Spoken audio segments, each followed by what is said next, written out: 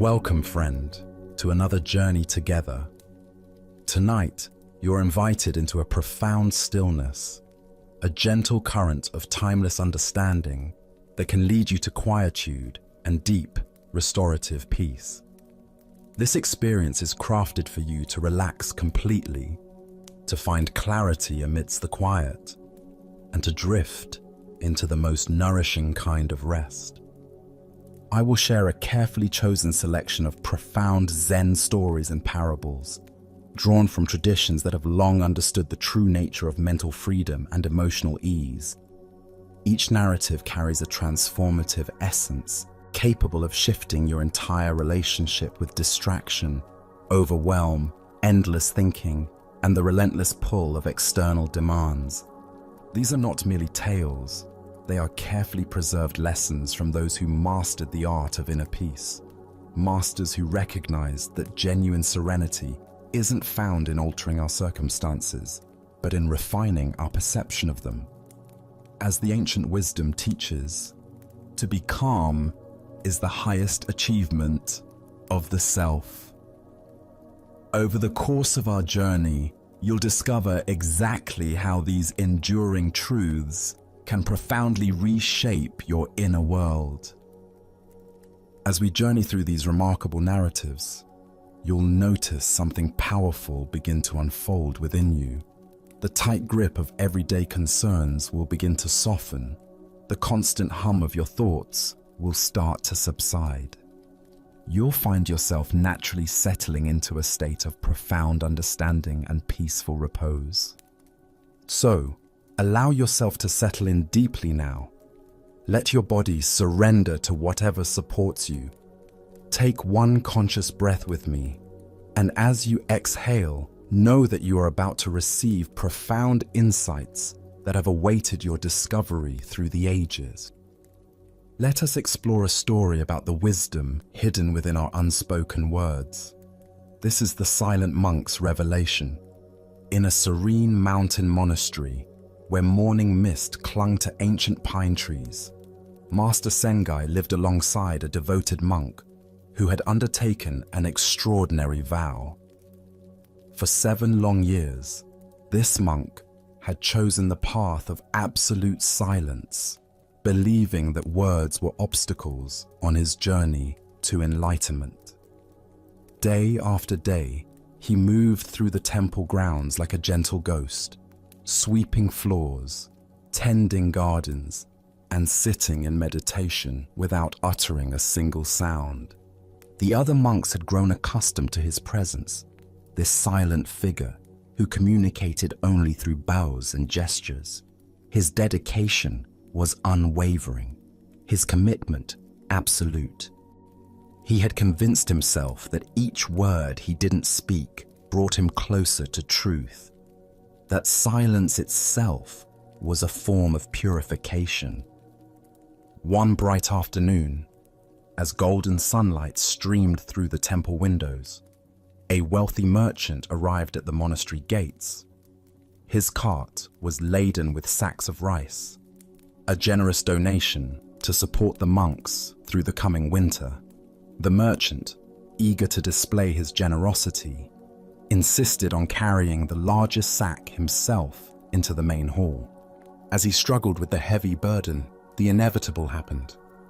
The sack slipped from his grasp, tearing open as it hit the stone floor.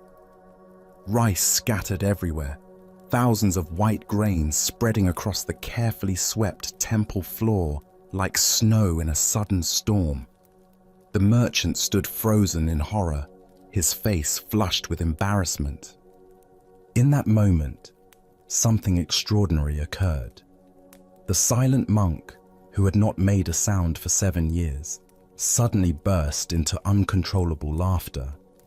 His voice rang through the temple halls, rich and joyful, as if all the mirth he had stored up was pouring out at once. The other monks stopped their activities, stunned. The merchant looked bewildered. Master Sengai appeared from his quarters, drawn by the unexpected sound. The laughter continued for several minutes, pure and uninhibited, until finally the monk composed himself. He looked around at the scattered rice, at the shocked faces surrounding him, and smiled peacefully. His vow of silence was broken, but his eyes showed no regret. Later that evening, as the temple settled into its nighttime quiet, Master Sengai found the monk sweeping the last grains of rice from the corners of the hall. "Tell me," Sengai said gently, "why did you break your vow today? What moved you to laugh after 7 years of silence?" The monk paused in his sweeping and looked up at his teacher. "Master," he said, his voice clear and thoughtful, "I suddenly realized I had been carrying the weight of words I never spoke. For 7 years, I believed that holding back my voice would bring me closer to truth. But when I saw that rice scattered everywhere, I understood that silence scattered is just as meaningless as words scattered. Both must have their proper place." He gestured to the now clean floor. The rice was meant to nourish us, but scattered carelessly, it became a mess to clean up. My silence was meant to deepen my practice, but held rigidly, it became a prison I built around my own heart. When I saw the rice everywhere, I suddenly understood the absurdity of my attachment, not to speaking, but to not speaking. Master Sengai nodded slowly, a smile playing at the corners of his mouth. "Your 7 years of silence taught you when to speak," he said simply. Buddha's wisdom reminds us, speak only endearing speech, speech that is welcomed, speech, when it brings no evil to others, is pleasant. The heart of this lesson lies in understanding that both silence and speech are tools, not destinations in themselves. Why do we often fall into the trap of believing that spiritual practice requires rigid extremes? Zen Buddhism reveals that the ego mind loves absolutes because they provide a false sense of security and achievement. The silent monk had transformed his practice into a form of spiritual materialism, collecting years of silence like treasures, believing that accumulation would lead to awakening. This story unveils the deeper teaching about the middle way. The Buddha discovered that neither extreme asceticism nor indulgence leads to liberation. Similarly, neither compulsive talking nor rigid silence serves our awakening. What matters is appropriate response. Speaking when speech serves compassion and truth, remaining silent when silence serves the same ends. Consider how often we create unnecessary rules for ourselves, believing that following them perfectly will somehow earn us peace or enlightenment. Perhaps you've told yourself you must meditate for exactly 20 minutes every day, or never express anger, or always be positive. These self-imposed constraints can become just as binding as the silent monk's vow. Zen teacher Suzuki Roshi taught, "Each of you is perfect the way you are, and you can use a little improvement." This playful paradox points to the balance between acceptance and growth, between being and becoming. We don't need to imprison ourselves in rigid practices to find freedom. The scattered rice represents the messiness of authentic spiritual life. Real practice isn't about maintaining perfect control or following rules flawlessly. It's about responding with wisdom and humor when our carefully constructed spiritual identities fall apart. Sometimes the most profound teaching comes not from our successes, but from the moment our attachments, even attachments to seemingly good things like silence, are revealed as limitations. Tonight, as you reflect on your own spiritual practices and self-imposed rules, can you identify where you might be scattering your energy in rigid adherence to forms rather than embracing the spirit behind them? What attachments to being spiritual might you be ready to release with laughter? As the Buddha taught, the middle way is the safest. True wisdom lies not in extremes, but in the dynamic balance of responding appropriately to each moment with an open heart. Our next story reveals a profound truth about impermanence through an unlikely teacher. This is the story of the broken tea bowl. In a modest temple nestled between rolling hills, Zen master Ika was known throughout the region for his unconventional ways. Among his most curious habits was his devotion to drinking tea from a cracked ceramic bowl that leaked with every sip. The bowl was ancient, its surface spider-webbed with hairline fractures that worsened with each passing season. A small but persistent drip would form at its base whenever filled, creating perpetual puddles on his tea table. The students found this habit bewildering and somewhat embarrassing, especially when visitors came to the temple. Here was their revered master, drinking from damaged pottery, while perfectly beautiful tea bowls sat unused in the temple cupboards. The contrast seemed to diminish his dignity, at least in their minds. "Master," his senior student would say regularly, "please allow us to bring you a proper tea bowl. This one is clearly beyond repair." Other students would nod in agreement, offering their own bowls, some quite expensive and elegant. Wealthy benefactors had gifted the temple with exquisite ceramics, pieces that would honor any tea ceremony.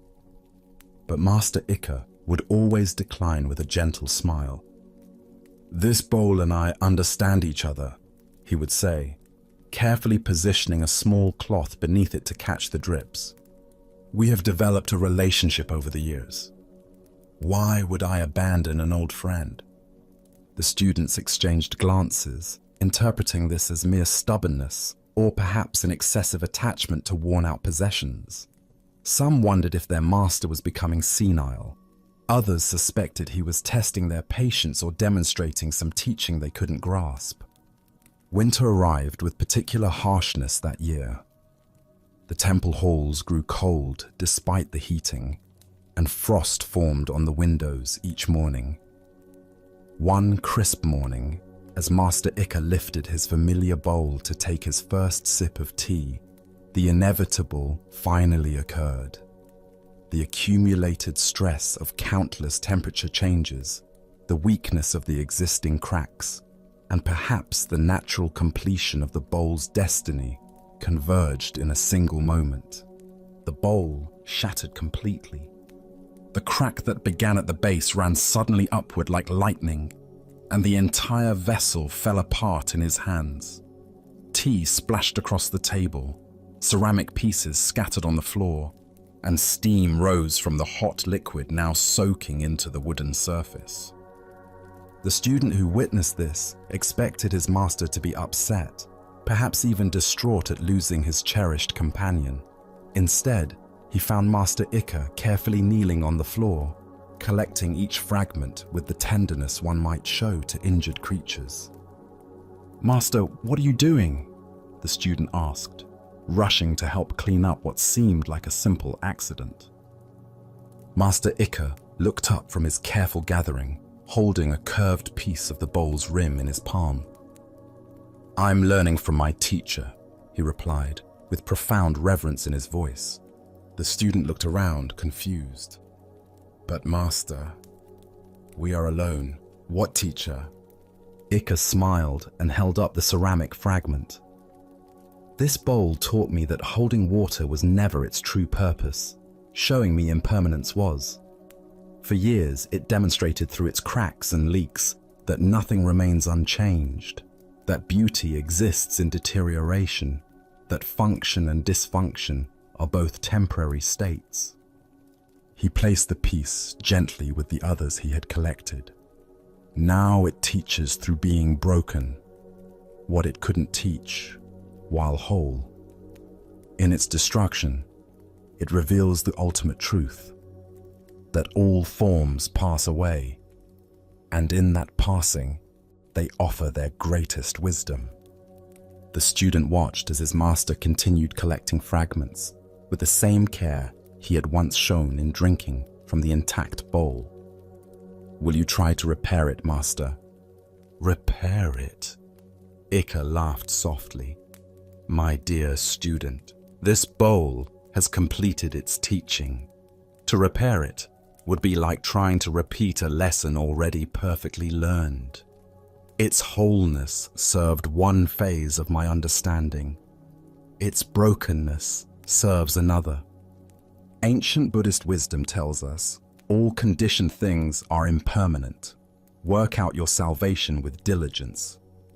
This tale unveils the profound teaching that our greatest teachers often come disguised as the very things we want to fix, replace, or improve. Why do we resist the natural cycles of deterioration and change? Zen Buddhism points to our deep conditioning toward permanent seeking. We want our relationships to remain stable, our bodies to stay young, our circumstances to improve, and then maintain their improvement. This desire for stasis creates suffering because it places us in constant conflict with reality's fundamental nature. Master Ika's tea bowl represents all the broken aspects of our lives that we rush to repair or replace rather than learn from. The relationship that's showing cracks. The aging body that no longer performs as it once did. The career that's losing its luster. The dreams that haven't materialized as expected. We see these as problems to solve rather than teachers to honor. What emerges from this story is the recognition that impermanence isn't happening to us. It is the very mechanism through which wisdom unfolds. Every ending contains teachings that were impossible during the beginning. Every loss reveals truths that abundance couldn't show us. Every deterioration offers insights that perfection obscures. Consider the broken places in your own life. Perhaps you've experienced a divorce that revealed your capacity for independence, an illness that taught you what truly matters, a career disappointment that redirected you toward more meaningful work, a friendship that ended and showed you patterns you needed to change. These weren't failures of your ability to maintain things. They were completions of learning cycles. Zen teacher Pema Chodron writes, "Things falling apart is a kind of testing and also a kind of healing." The broken tea bowl demonstrates this perfectly. Its deterioration tested Master Ika's attachment to form while simultaneously healing his illusion that anything in the phenomenal world is meant to last forever. The Buddha said, "Of all footprints, that of the elephant is supreme. Similarly, of all meditative themes, that on death is supreme." This isn't morbid contemplation, but life-affirming wisdom.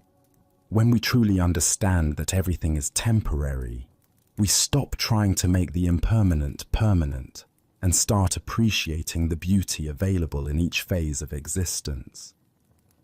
Tonight, as you notice the signs of change and impermanence in your own life, perhaps the way your face has aged, how your interests have evolved, or how a once cherished possession now seems less important, can you receive these as teachings rather than losses?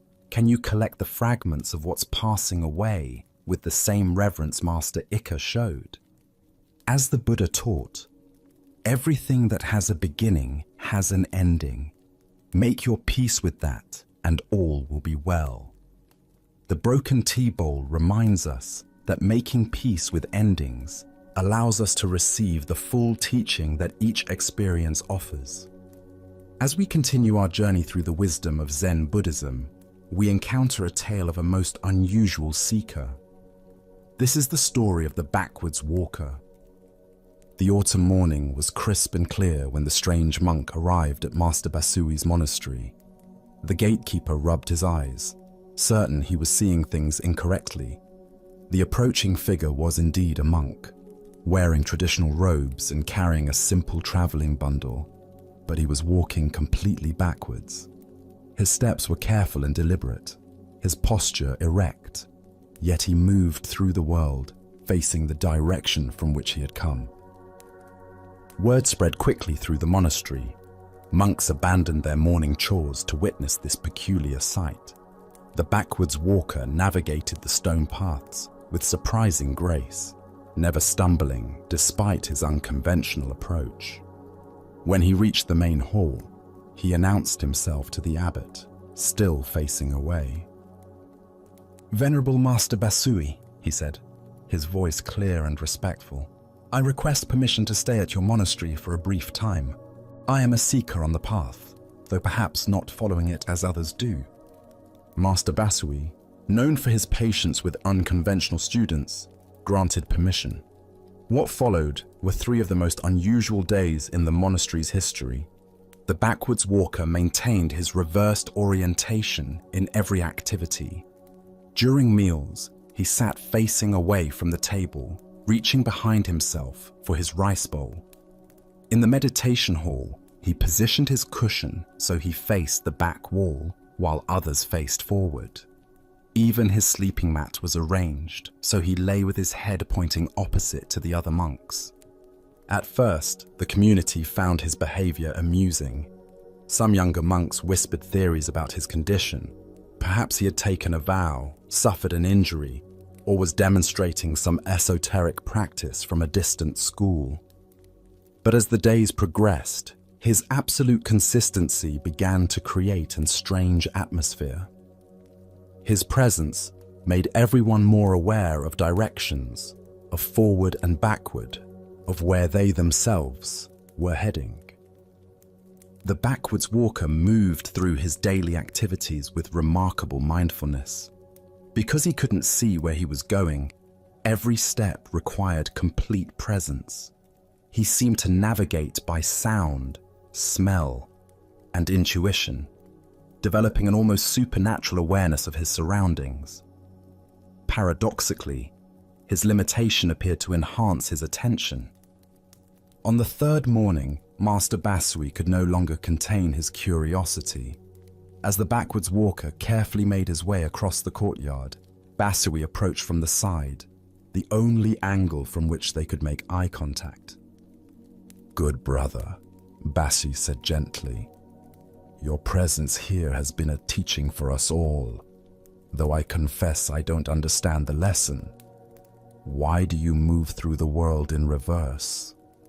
What wisdom guides this practice?" The backwards walker paused, still facing away from the master. When he spoke, his voice carried both sadness and profound insight. "Master, I spent 40 years rushing toward enlightenment. I studied sutras, practiced meditation, sought teachings from renowned masters, accumulated merit through good works. I was always moving forward, always progressing, always getting closer to the goal." He shifted slightly, his hands folded peacefully in front of him. "One day, during what I thought was my most advanced meditation, I realized I was walking away from where I had always been. Every step forward in my spiritual ambition was a step away from the simple presence that is our true nature. I was seeking what I already possessed, pursuing what was never absent." In that moment, to everyone's astonishment, the monk slowly turned around. For the first time in 3 days, he faced forward, looking directly at Master Basui, with eyes that sparkled with understanding. "But now I see that forward and backward are the same delusion," he said with a gentle smile. "Movement toward enlightenment and movement away from it are both forms of movement. The truth doesn't lie in either direction." With that realization, he sat down on the stone path where he stood. His traveling was complete. He had found what he was seeking, not by going forward or backward, but by stopping entirely. He achieved perfect stillness, and in that stillness, perfect understanding. The Buddha once said, "There is nowhere to go, nothing to do, and no one to be." The deeper teaching here shows us the futility of seeking what we already are through any form of spiritual movement, whether conventional or unconventional. Why do we exhaust ourselves in spiritual pursuit, always trying to get somewhere other than where we are? Zen Buddhism reveals that this seeking itself is often the greatest obstacle to realization. We create elaborate practices, accumulate teachings, and measure our progress, all while missing the simple fact that what we seek is the very awareness with which we seek. The backwards walker's 40 years of forward pursuit represents our conventional approach to spirituality. We think enlightenment is a destination to reach, a state to achieve, a reward for sufficient effort. We attend workshops, read books, collect initiations, and mark our advancement. Each step feels like progress, yet something essential remains elusive. His 3 days of backwards walking symbolize the opposite extreme, rejecting conventional spiritual paths entirely, perhaps thinking that the very act of seeking prevents finding. Some spiritual traditions emphasize this approach. Stop trying, abandon effort, cease all practices. Yet this too becomes a form of seeking, just in the opposite direction. Consider your own spiritual journey. How much energy do you spend trying to become more mindful, more compassionate, more awakened? How often do you evaluate your meditation, grade your spiritual progress, or compare yourself to others on the path? These are forms of forward movement that can take us away from simple presence. Zen master Huangpo taught, "Your everyday mind, that is the way." This points to the backwards walker's final realization. Now, let us explore a Zen story about the difference between seeking wisdom and finding it. This is the tale of the master's shadow. In a tranquil monastery surrounded by bamboo groves, a young monk named Dokai had developed an unusual obsession. Unlike his fellow students who focused on meditation, sutra study, or mindful work, Dokai had become completely fascinated with his teacher Mujo's shadow. He believed with absolute conviction that this shadow contained special wisdom unavailable through conventional teachings. Every morning, Dokai would position himself strategically in the meditation hall, not to focus on his breath or posture, but to observe how Master Mujo's shadow fell across the wooden floor. He studied its length at different times of day, noting how it stretched long and thin in early morning, grew shorter as the sun climbed higher, and disappeared entirely when the sun reached its zenith.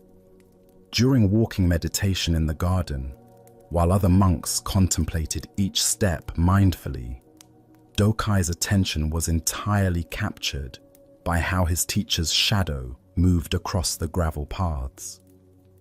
He watched it bend around rocks, fragment through fence slats, and dance with the shadows of swaying bamboo. He filled notebooks with sketches of shadow patterns, convinced he was documenting profound spiritual teachings. When Master Mujo sat teaching in the afternoon sun, Dokai barely heard the words being spoken. Instead, his eyes tracked how the shadow shifted across the tatami mats, how it interacted with the shadows of other students, how it seemed to reach towards certain objects in the room. He interpreted these movements as secret messages, hidden teachings meant especially for him. The other monks found Dokai's behavior peculiar but harmless. Master Mujo, however, noticed everything. He observed how his students' attention never rested on the present moment, but constantly followed the dark projection cast by his physical form. He saw how Dokai's practice had become about seeking something external rather than cultivating inner awareness. For months, Master Mujo said nothing. He allowed Dokai to continue his shadow study, understanding that sometimes students must exhaust their delusions before awakening becomes possible. The young monk grew increasingly sophisticated in his shadow observations, developing theories about the spiritual significance of shadow angles and lengths. Then came a day when thick clouds covered the sky from dawn to dusk. The light was diffuse and grey, creating no shadows anywhere in the monastery. Dokai wandered the halls frantically, checking every room, every corner, searching desperately for his teacher's shadow. Without it, he felt completely lost, unable to practice, unable to learn.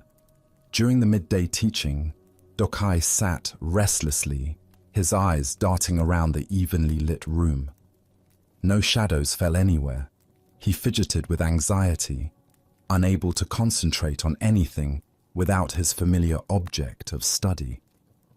His practice, he realized with growing panic, had become entirely dependent on external conditions.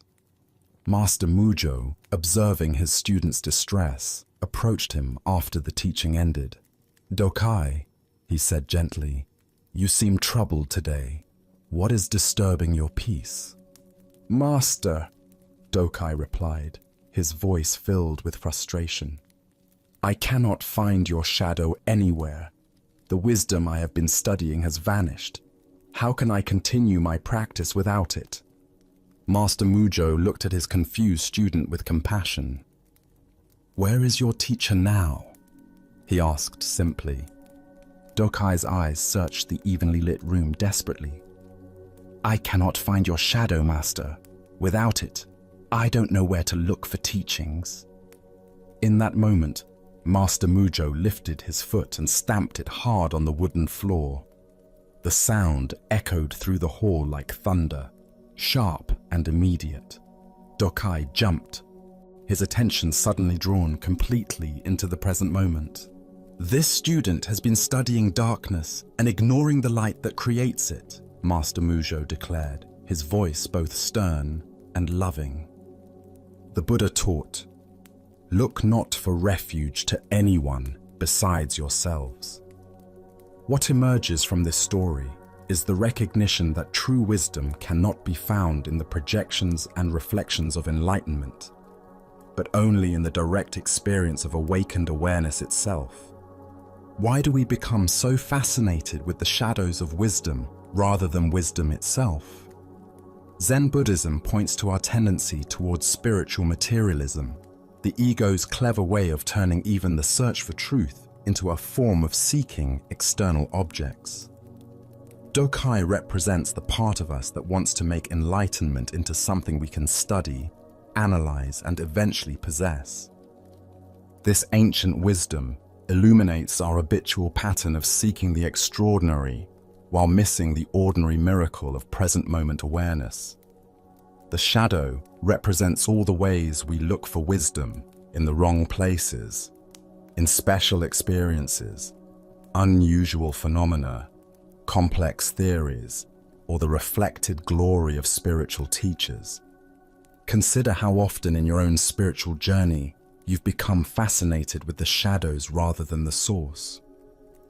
Perhaps you've been drawn to dramatic spiritual experiences rather than the quiet constancy of awareness itself.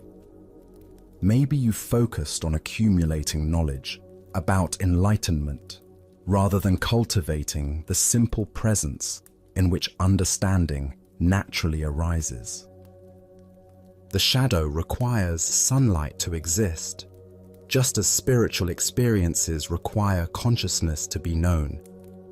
Yet we often become so captivated by the experiences that we forget the awareness in which they appear. We study the movement of thoughts rather than the stillness of mind. We analyze emotions rather than resting in the space that observes them. Zen Master Dogen taught, to study the Buddha way is to study the self. To study the self is to forget the self. Dokai's obsession with the shadow was a form of studying something external to himself, when the true teaching was available only through direct self-inquiry. The cloudy day represents those times in practice when our usual spiritual supports are unavailable. The meditation that usually calms us feels agitated. The teacher we rely on is absent. The experiences we count on don't arise. These moments reveal how much our practice depends on external conditions, rather than the unconditional awareness that is always present. Master Mujo's stamp on the floor demonstrates the immediacy of awakened presence. No shadows are needed, no special conditions required. The sound arises and passes away in the very awareness that Dokai had been seeking through his elaborate shadow studies. The teaching is always available in the simple directness of this moment. Tonight, as you reflect on your own spiritual seeking, can you notice where you might be studying shadows instead of recognizing the light of awareness itself? What complex spiritual pursuits might you be ready to abandon in favor of the simple recognition of what is always already present? As the Buddha said, if you light a lamp for somebody, it will also brighten your path. The true teacher is not the shadow cast by wisdom, but the light of awareness that illuminates all experience. Let us continue on our journey with a story that reveals the Buddha nature in the most unexpected places. This is the tale of the Laughing Stone. Master Fugai was known throughout the region as an unconventional teacher whose methods often baffled his students.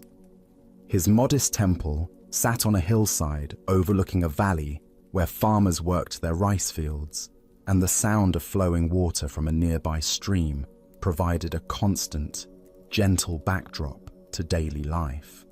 Among all of Master Fugai's peculiar habits, none puzzled his students more than his relationship with a perfectly ordinary rock that sat on his teaching desk.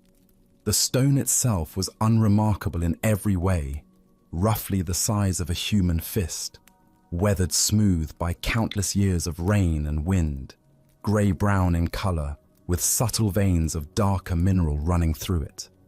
It could have been picked up from any riverbed or mountain path. Yet, Master Fugai treated this common rock as if it were the most precious treasure in the monastery. Several times each day, during teachings, meals, or quiet moments of contemplation, Master Fugai would suddenly pick up the stone and burst into hysterical laughter. His laughter was genuine and infectious, deep belly laughs that shook his entire body and brought tears to his eyes. He would hold the rock close to his face, examining it as if seeing it for the first time, and the laughter would intensify until he could barely catch his breath. The students found this behavior completely mystifying.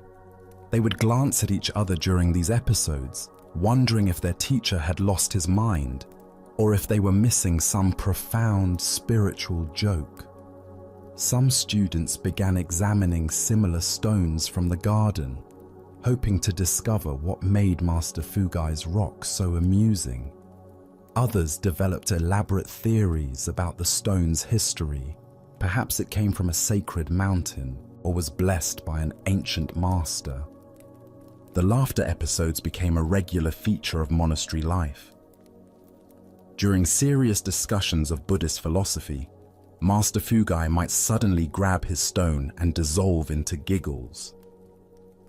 In the middle of formal tea ceremonies, he would catch sight of the rock and start chuckling uncontrollably.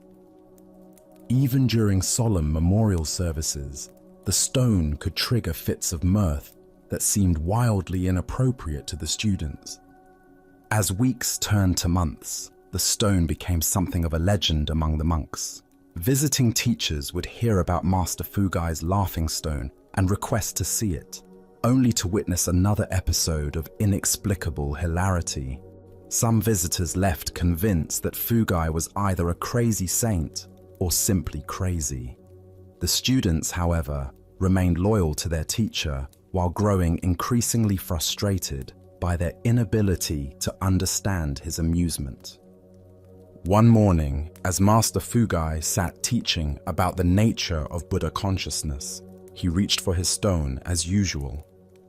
But instead of beginning his typical laughter, he paused, holding the rock gently in both hands.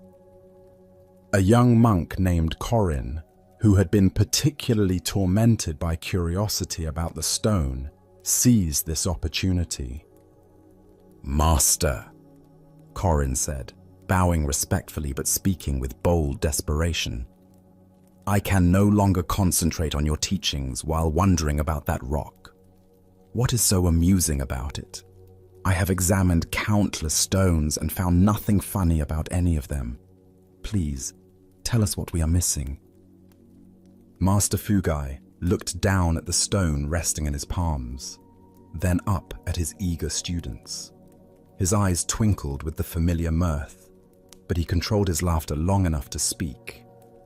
"This stone," he said, holding it up for everyone to see, "has been sitting in meditation for millions of years without moving, without seeking, without asking a single question about enlightenment, without reading sutras, or following teachers or developing practices." He turned the stone slowly in his hands, admiring its simple presence. It has never worried about its spiritual progress. It has never compared itself to other stones or felt inadequate about its practice.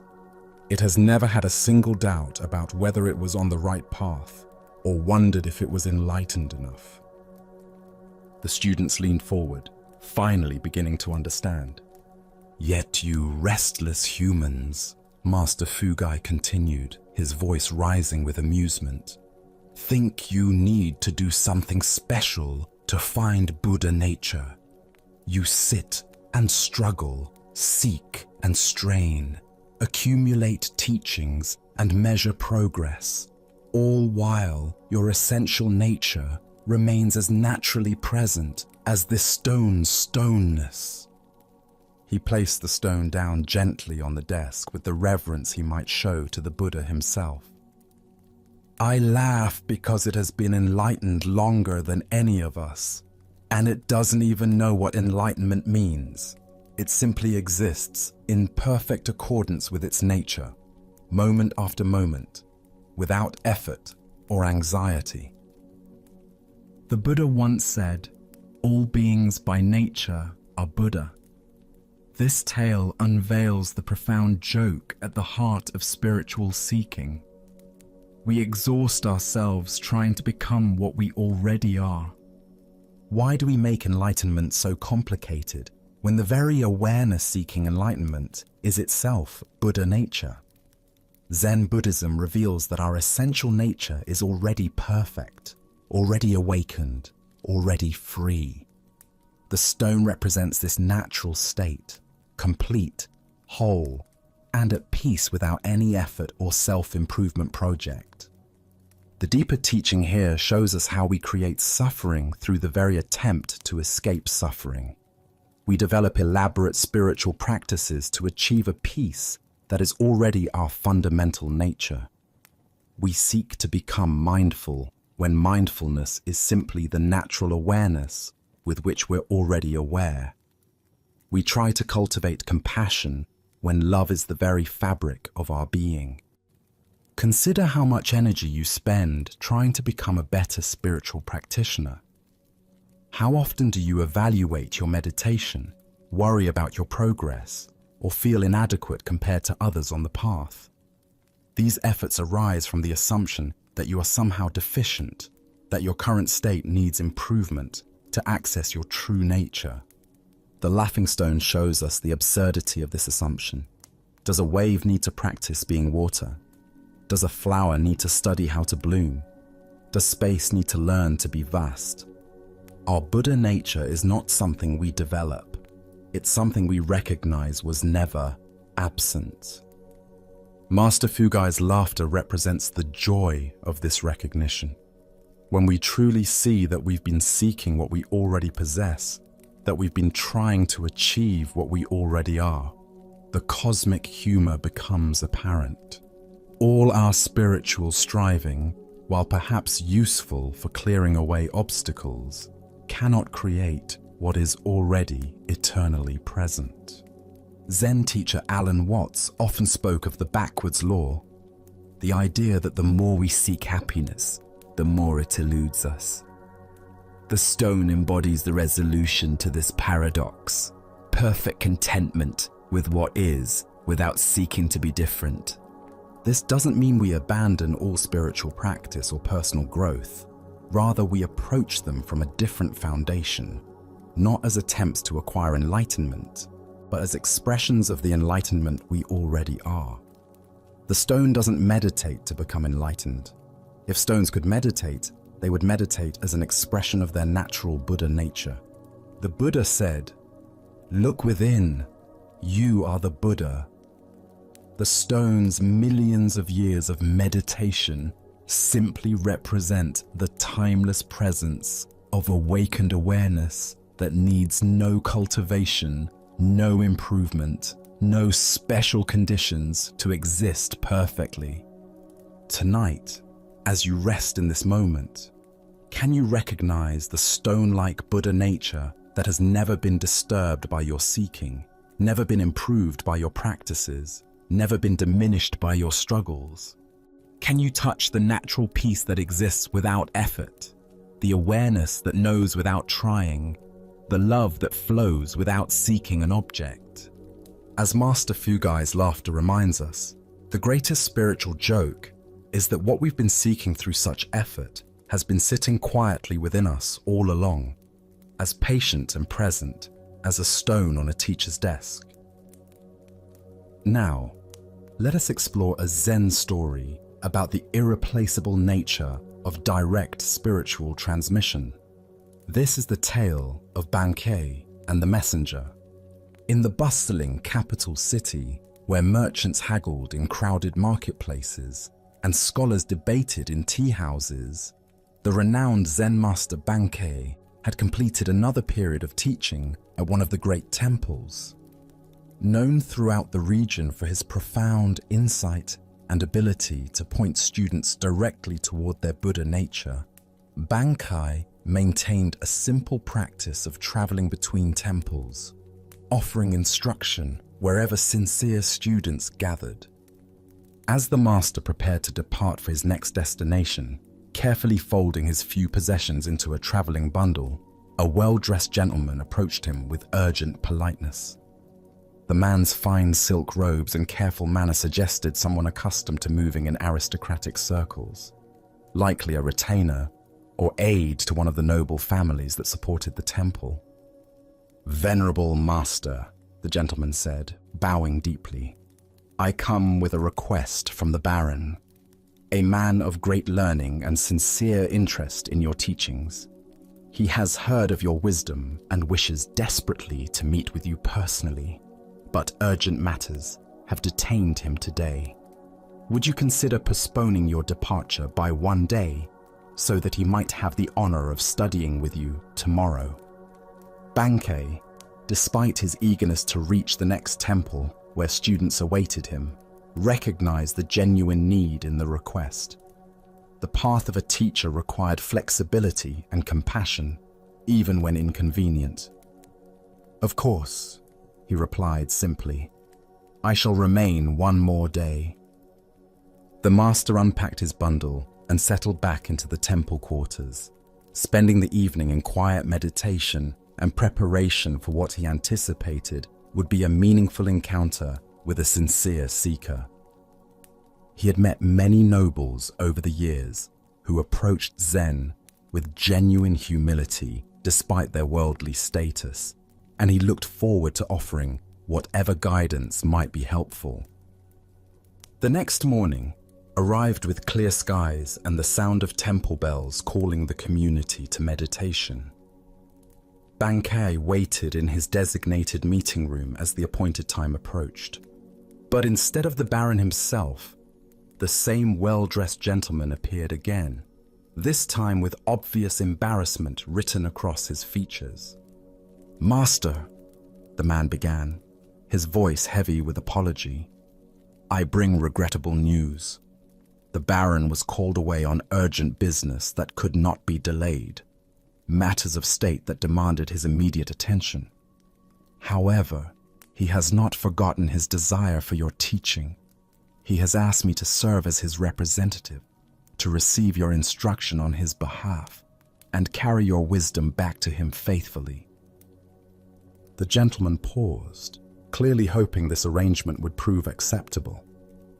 The Baron's specific question concerns the nature of mind itself. He wishes to understand, what is the true nature of consciousness, and how can one realize it directly? If you would share your teaching on this matter, I promise to convey every word exactly as you speak it. Bankei listened to this request with gentle attention, his expression remaining calm and compassionate. When the gentleman finished speaking, the master sat quietly for a moment, as if considering not just the question, but the entire situation, the absent seeker, the well-intentioned messenger, and the profound impossibility of what was being asked. Finally, Bankei spoke with characteristic simplicity and directness.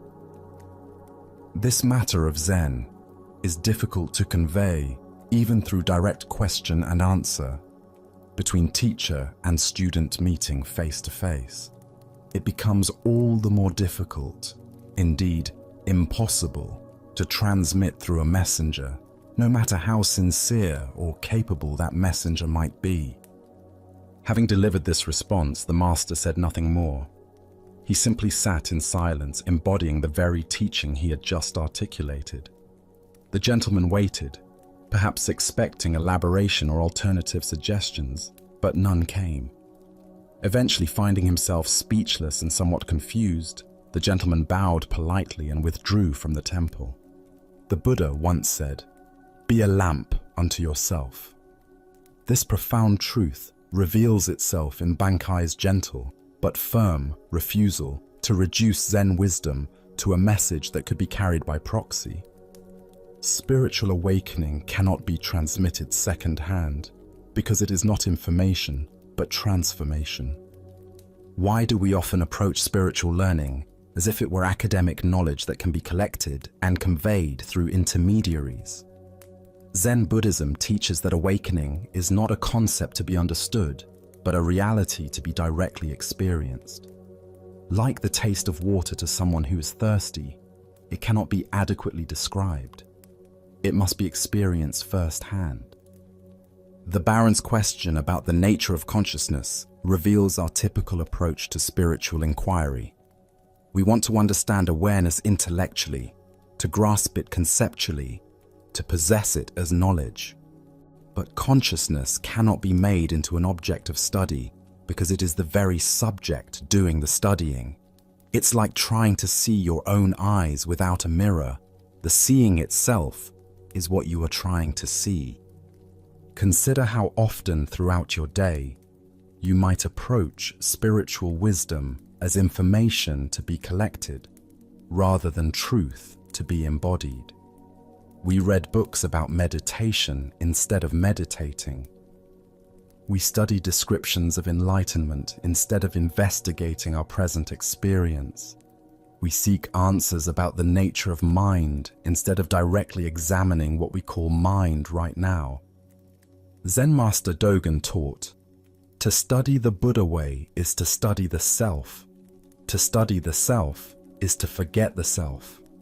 This paradox points to the heart of why spiritual transmission requires direct engagement. The self that wants to understand Buddhism intellectually is the very construction that must be seen through. This seeing through happens not through accumulating knowledge, but through intimate investigation of immediate experience. The messenger in the story represents our own tendency to approach awakening indirectly. We want to understand consciousness from a safe distance, maintaining the illusion that we are separate observers studying an object called awareness. But awareness is what we are, not what we have. It cannot be possessed, understood, or transmitted because we are expressions of it. Bankei's silence after his brief explanation was itself a teaching. In Zen, silence often conveys what words cannot. The gaps between thoughts, the space between breaths, the awareness in which all experiences arise. These cannot be captured in language, but can be directly recognized when we stop trying to grasp them conceptually. This doesn't mean spiritual teaching is impossible or that teachers serve no purpose. Rather, it means that authentic teaching points students toward their own direct experience, rather than providing second-hand descriptions of someone else's realization.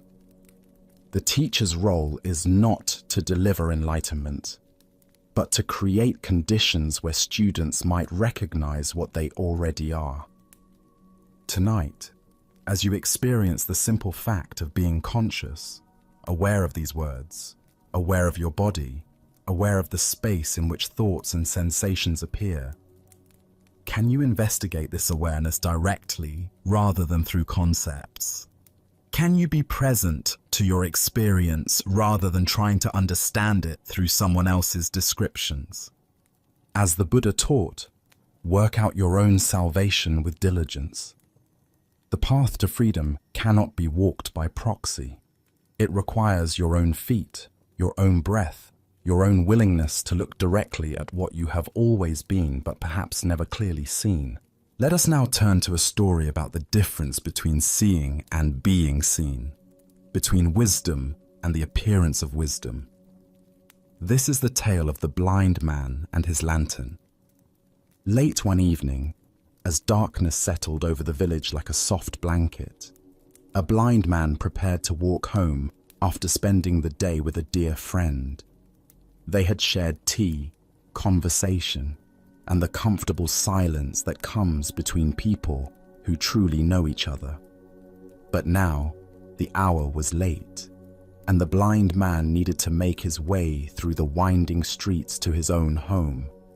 As he prepared to leave, feeling around for his walking stick and adjusting his cloak against the night air, his friend looked out at the pitch-black streets with concern. "Please," the friend said kindly, "let me give you my lantern to carry with you. The streets are particularly dark tonight, and there are many obstacles along the way." The blind man paused, surprised by the offer. "Why would I need a lantern?" he asked with gentle amusement. "You know I cannot see. The light won't help me find my way any better than darkness would. My feet know these streets, and my other senses guide me just fine." "Ah," his friend replied thoughtfully, "but perhaps the lantern isn't for you to see better. Perhaps it's so that others will see you better and won't accidentally bump into you as they hurry through the dark streets." This reasoning made perfect sense to the blind man. While he had learned to navigate the world without sight, he understood that others depended on their eyes and might not notice him in the darkness. "Of course," he said, accepting the lantern gratefully. "How thoughtful of you." The lantern was a simple but beautiful thing, made of rice paper stretched over delicate bamboo strips, with a candle secured safely inside. His friend lit the candle, and the warm glow illuminated a circle of ground around the blind man's feet.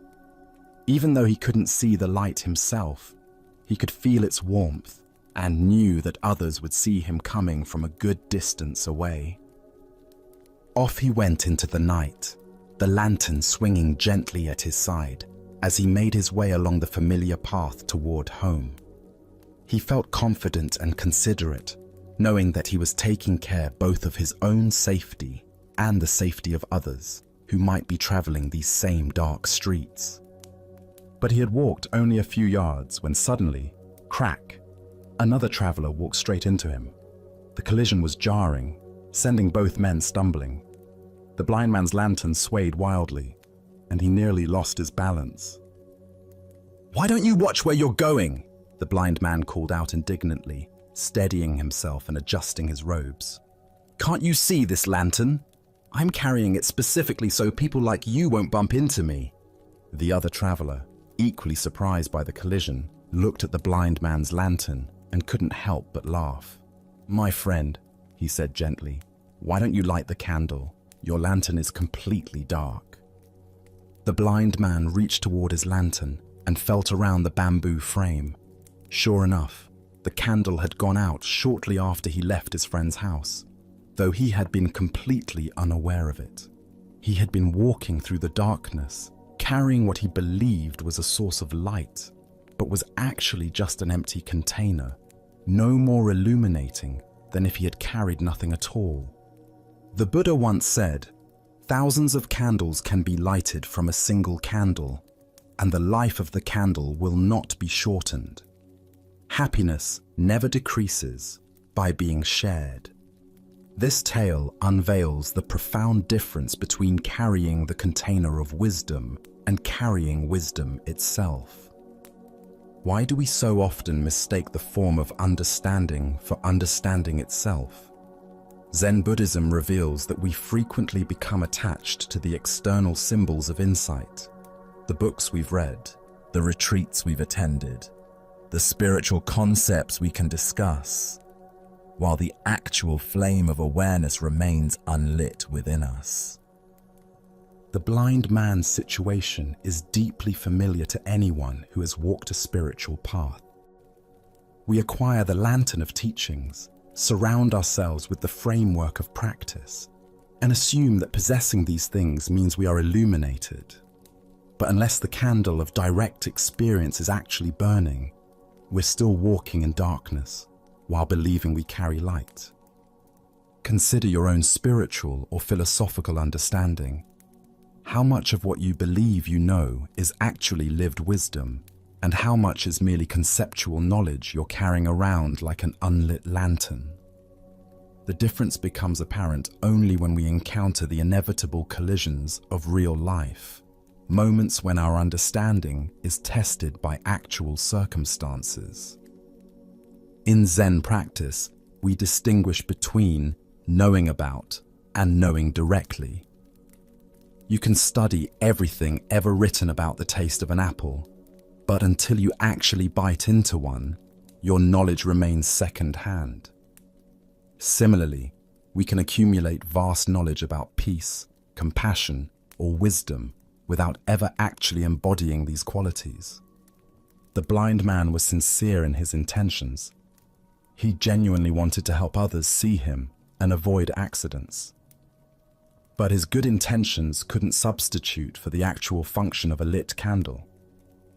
This is the challenge of all spiritual practice, not just wanting to be wise or appearing to be wise, but actually cultivating the direct experience that makes wisdom real.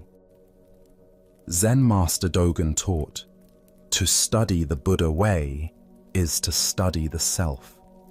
To study the self is to forget the self." The lantern represents our self-concept as someone who is wise, spiritual, or enlightened. As long as we're primarily concerned with maintaining this identity, the actual candle of genuine insight remains unlit. The traveler who bumped into the blind man wasn't being cruel when he pointed out the obvious. Sometimes we need others to help us see that our candle has gone out, that we've been coasting on old understanding without tending to the flame of present moment awareness. Look deeply at your own experience. When do you find yourself carrying an unlit lantern? Perhaps it's when you offer advice you haven't fully integrated yourself, when you speak about peace while feeling agitated inside, or when you present yourself as having figured out something you're still actively struggling with. These aren't moral failures. They're simply signs that it's time to relight the candle. The beauty of this teaching is that discovering our lantern is dark isn't the end of the story. It's the beginning. The moment we realize we've been walking in darkness while believing we carried light, we can stop, find a source of flame, and actually illuminate our path. The lantern itself isn't useless. It just needs the essential element that makes it functional. In our relationships, careers, and spiritual practices, we encounter this same dynamic repeatedly. We develop the outer forms of expertise, the vocabulary, the credentials, the appearances of mastery, but sometimes lose touch with the living essence that originally inspired us. The marriage counselor whose own relationship is struggling, the teacher who has stopped learning, the spiritual practitioner who has become rigid in their practice, all are carrying unlit lanterns. The Buddha taught, better than 1,000 hollow words is one word that brings peace. One moment of genuine presence, authentic compassion, or real understanding illuminates more than years of accumulated concepts. The lit candle, however small, provides actual guidance in a way that the most beautiful empty lantern cannot. Zen practice continually asks us to check whether our candle is actually burning. Are we speaking from direct experience or from memory? Are we acting from present awareness or from habit? Are we offering genuine warmth and illumination, or just the appearance of these qualities? This isn't about achieving perfection or never having our candle go out. Candles extinguish naturally. That's their nature. Wind blows them out. They burn down. They flicker and fade. The practice is in noticing when the light has gone out and having the humility to relight it rather than pretending it's still burning. Tonight, as you consider the various roles you play and the wisdom you believe you possess, can you honestly assess which lanterns in your life are actually lit? Where are you carrying genuine understanding? And where might you be relying on the mere appearance of insight? Can you find the courage to acknowledge the dark lanterns without shame, seeing them simply as opportunities to rekindle authentic understanding? As Buddha's wisdom reminds us, 3 things cannot be long hidden: the sun, the moon, and the truth. Eventually, the darkness of an unlit lantern reveals itself through collision with reality. But rather than waiting for these inevitable bumps, we can choose to tend our inner flame with the same care we would give to any precious light, knowing that when it burns brightly, it illuminates not only our own path, but helps others find their way as well. Let us continue with a story about the limits of understanding and the honesty of not knowing.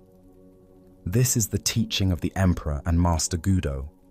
The Emperor of Japan, a man accustomed to receiving definitive answers from his advisors and scholars, had arranged a private audience with Master Gudo, one of the most respected Zen teachers in the realm.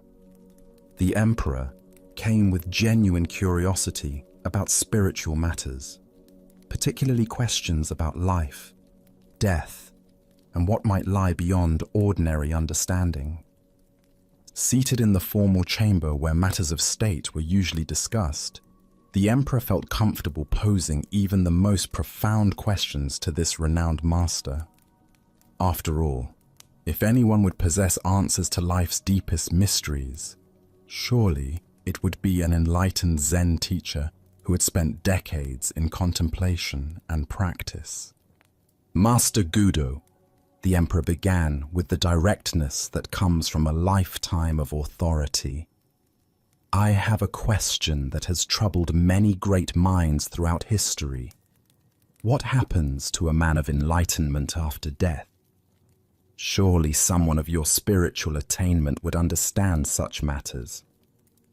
The emperor expected a profound discourse on the nature of consciousness after physical death, perhaps insights into rebirth, karma, or the eternal nature of enlightened awareness. He was prepared to hear about subtle realms, the dissolution of individual consciousness into cosmic unity, or other elevated teachings that would satisfy his curiosity about this ultimate mystery.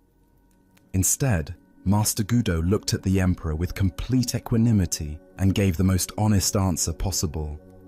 How should I know? The emperor was taken aback.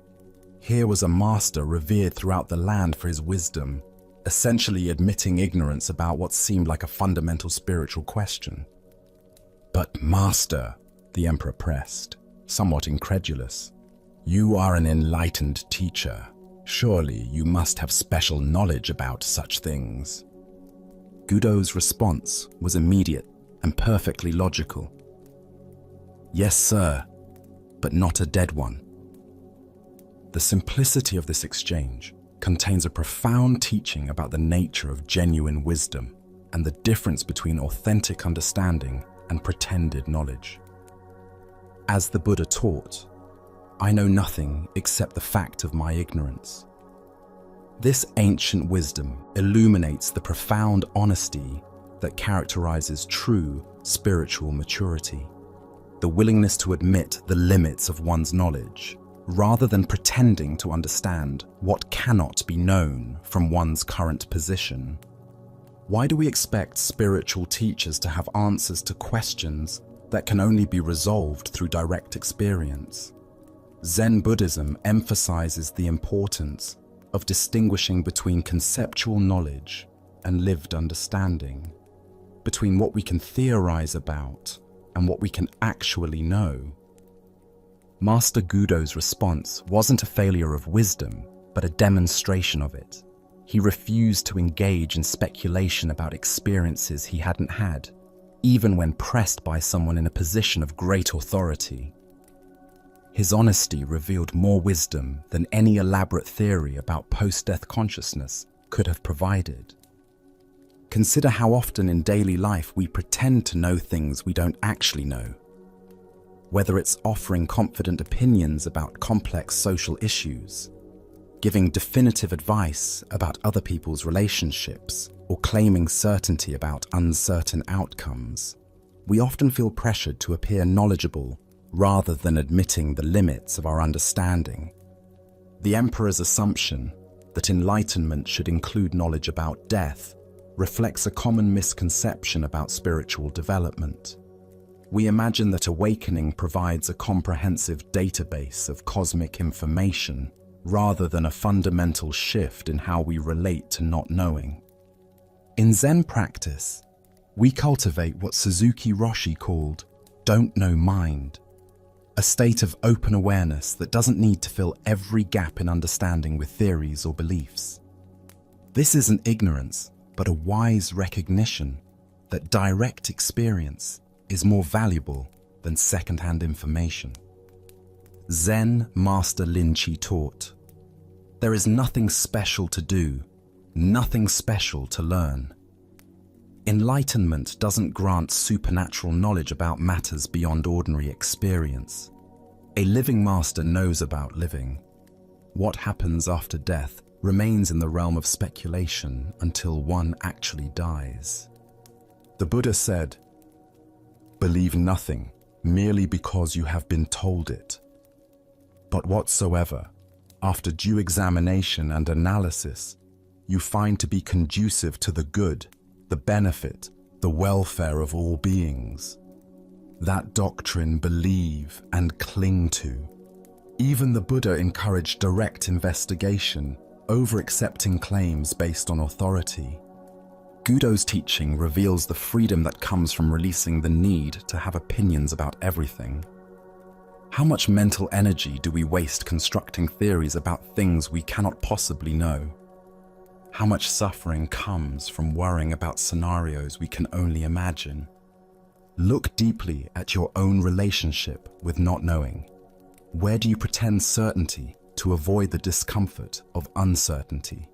What would change if you could say, "I don't know," with the same confidence that Master Gudo displayed. The emperor sought knowledge about death from someone who was vibrantly alive.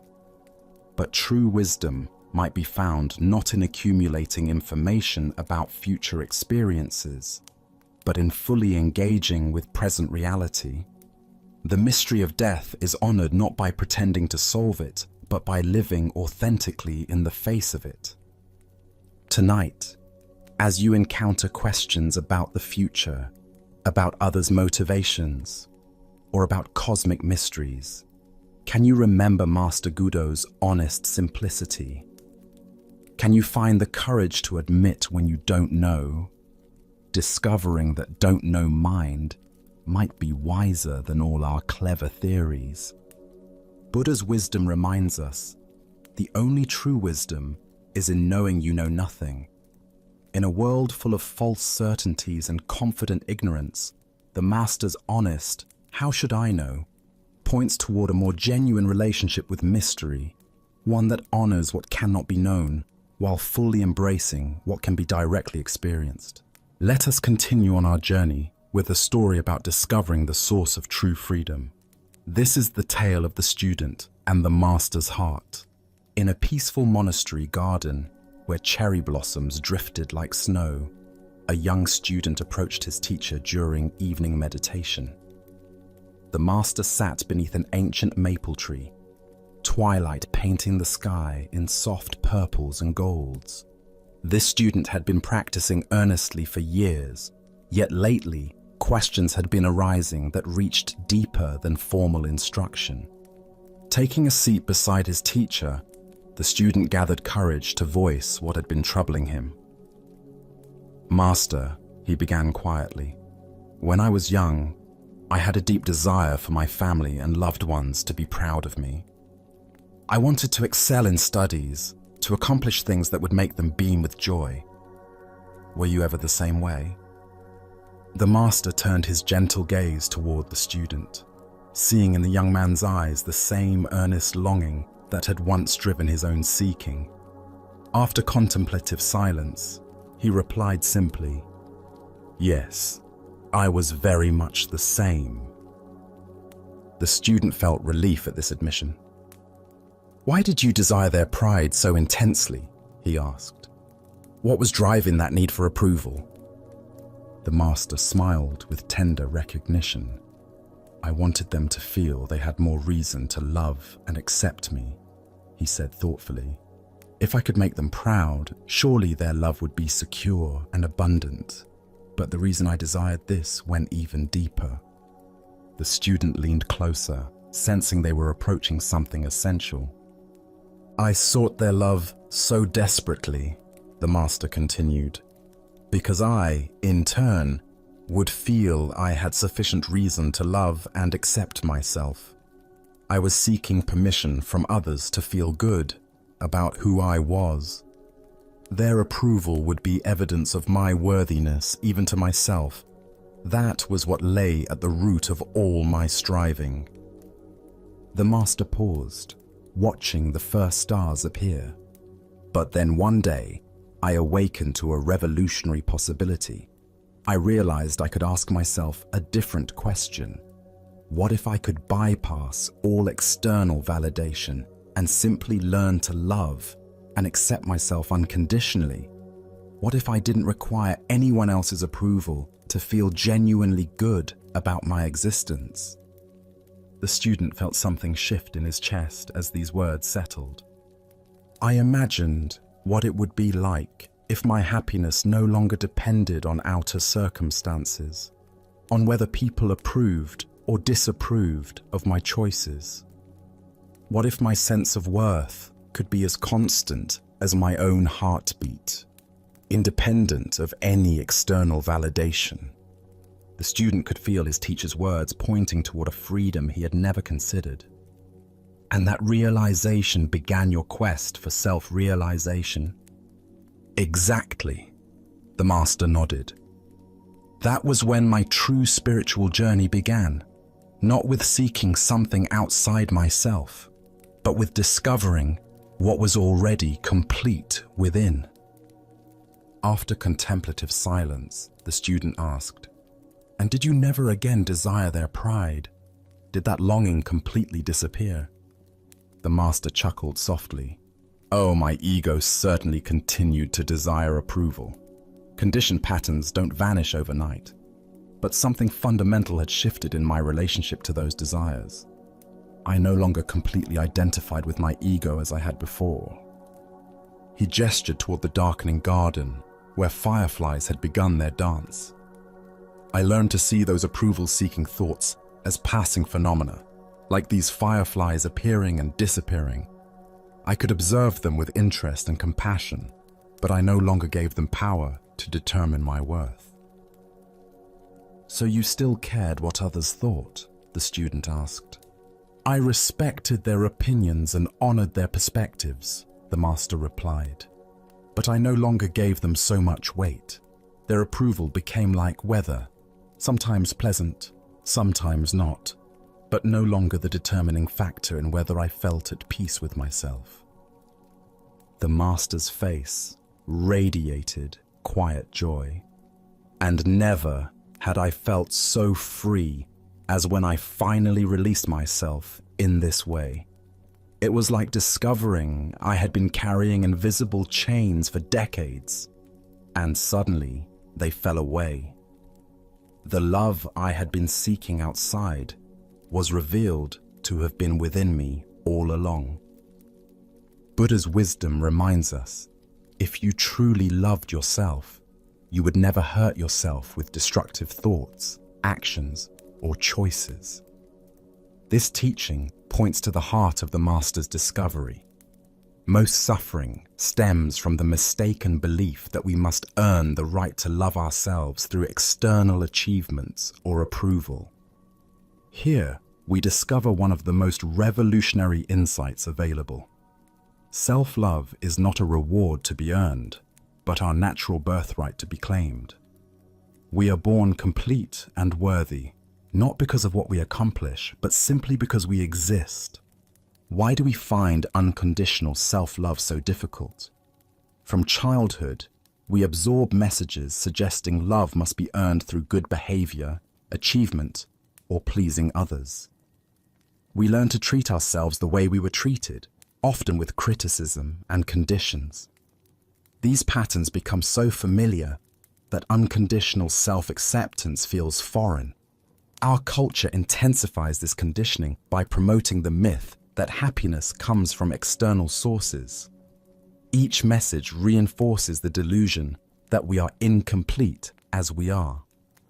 Consider how much mental energy goes toward managing others' opinions. How often do you modify authentic expression to gain approval? How much self-worth depends on external feedback rather than internal recognition of inherent value? When we love ourselves unconditionally, we create a foundation of fulfillment that allows us to enjoy others' affection without depending on it. We can receive compliments with gratitude rather than desperate hunger, and handle criticism without devastation, because our core worth remains untouched. The Buddha said, "You can search throughout the entire universe for someone more deserving of your love and affection than you are yourself, and that person is not to be found anywhere. You, yourself, deserve your love and affection." This isn't narcissism. It's recognition of fundamental truth about consciousness itself. Tonight, as you rest in this moment's quiet, can you sense the presence that is reading these words? This awareness that knows your thoughts and witnesses your experiences is not improved or diminished by anything that happens.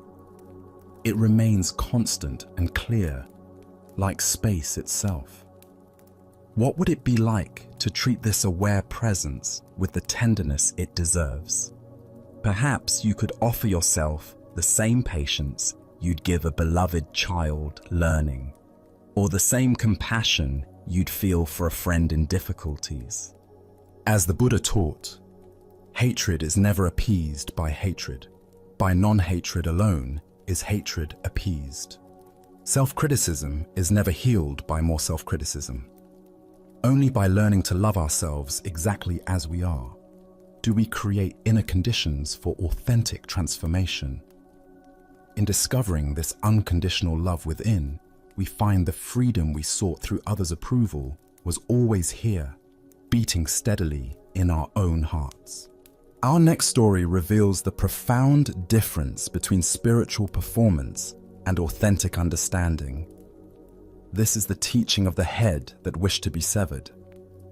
In the great monastery of Chao Chu, where hundreds of monks gathered daily for meditation and study, the morning routines followed ancient rhythms. After the pre-dawn sitting, as the first light touched the mountain peaks surrounding the monastery, monks would disperse to their various duties, some to the gardens, others to the kitchens, still others to copying sacred texts or maintaining the buildings. One particular morning, the Venerable Abbot Chao Cho made his customary walk through the monastery grounds, checking on the well-being of his students and the condition of their practice. His presence was both gentle and penetrating.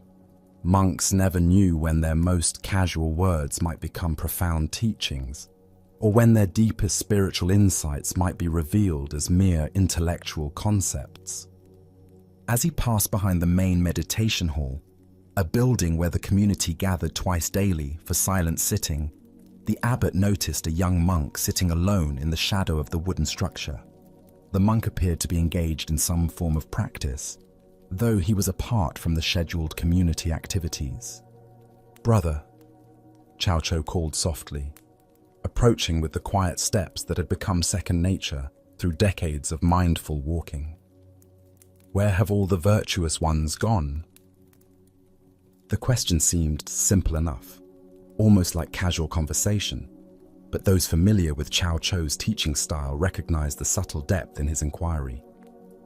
Was he asking about physical location, spiritual attainment, or something else entirely? The young monk looked up with an expression of confident understanding. He had been at the monastery for several years and prided himself on grasping the essential points of Zen teaching. This seemed like an opportunity to demonstrate his comprehension of the Dharma.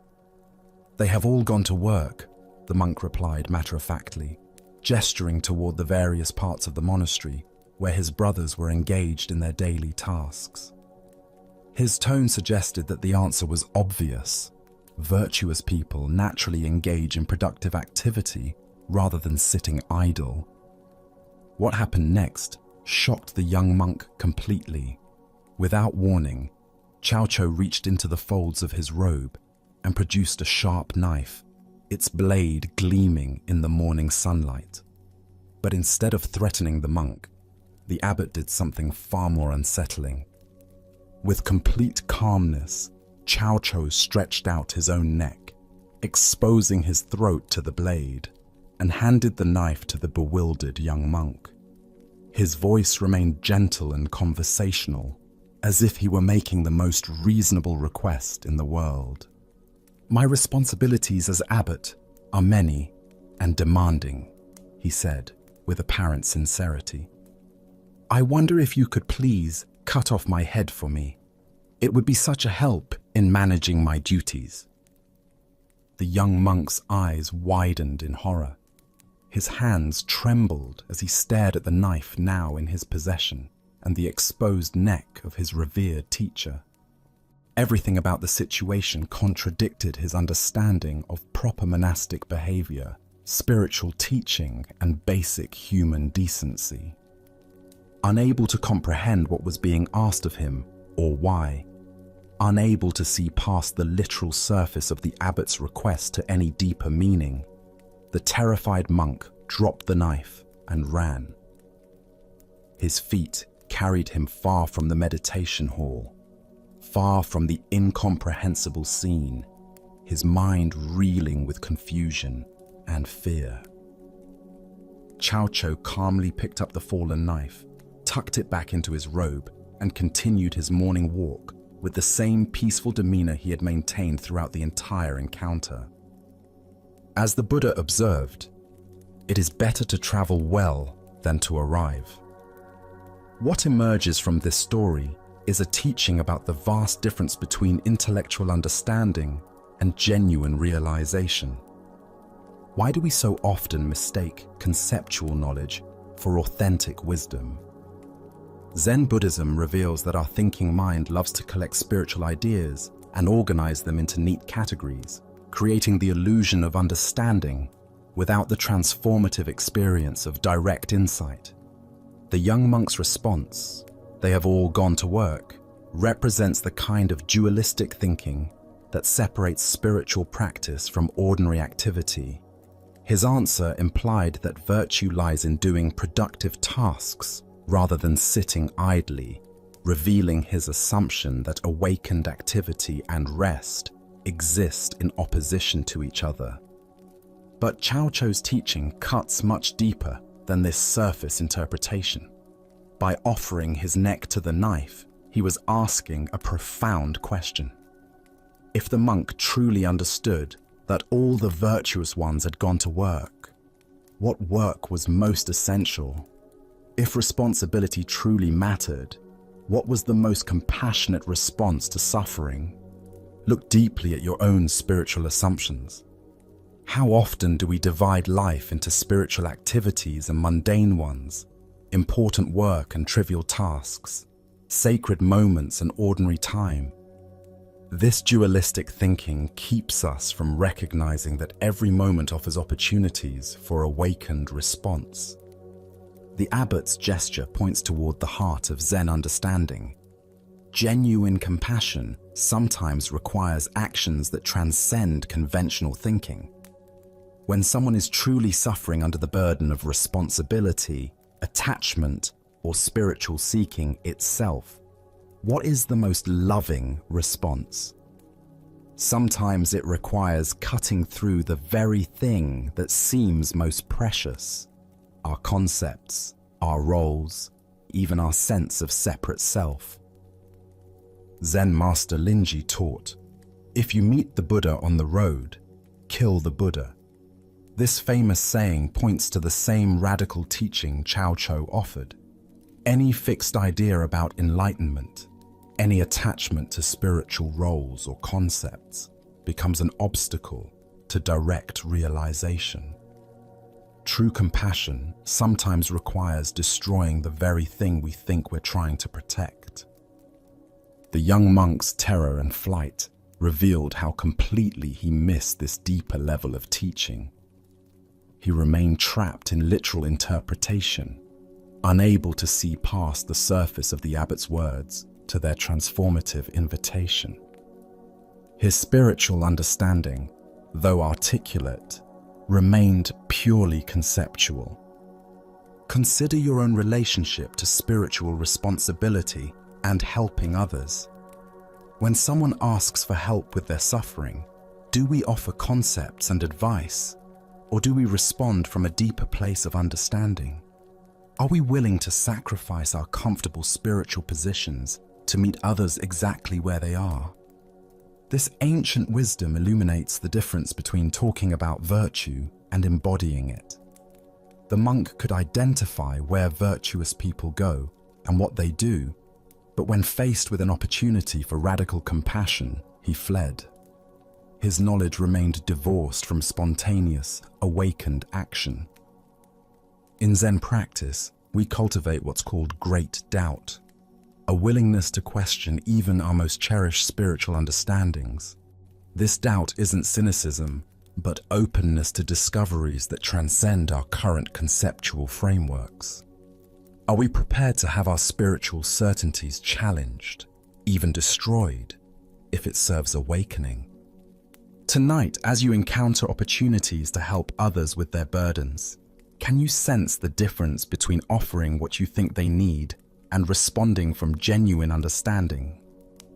Can you feel how true compassion sometimes requires cutting through your own comfortable assumptions about what constitutes appropriate spiritual behavior? Buddha spoke of this when he said, "In caring for others, you care for yourself. In caring for yourself, you care for others." The abbot's offer to sacrifice his own head points toward this non-dual understanding. When we truly see interconnection, the boundaries between self and other, helper and helped, begin to dissolve into spontaneous, compassionate action. Let us keep going on our journey. The following story reveals the difference between helping and holding on. This is the lesson of the two monks and the woman at the river. Two monks were traveling together along a mountain path, making their way to a distant monastery where they planned to continue their studies. Both were dedicated practitioners who had taken strict vows as part of their spiritual training, including a vow to avoid all physical contact with women. This wasn't born from disrespect, but from their understanding that such discipline helped maintain focus on their spiritual development.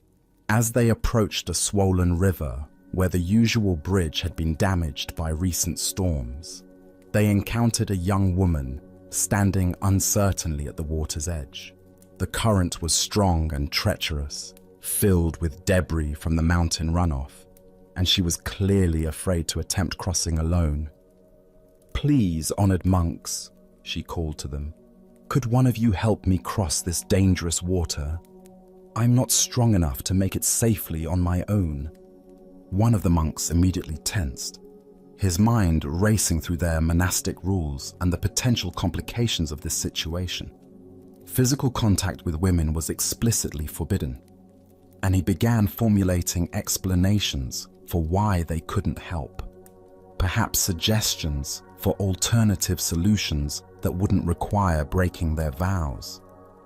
The other monk, however, took one look at the woman's predicament and the genuine danger she faced, and made a different choice.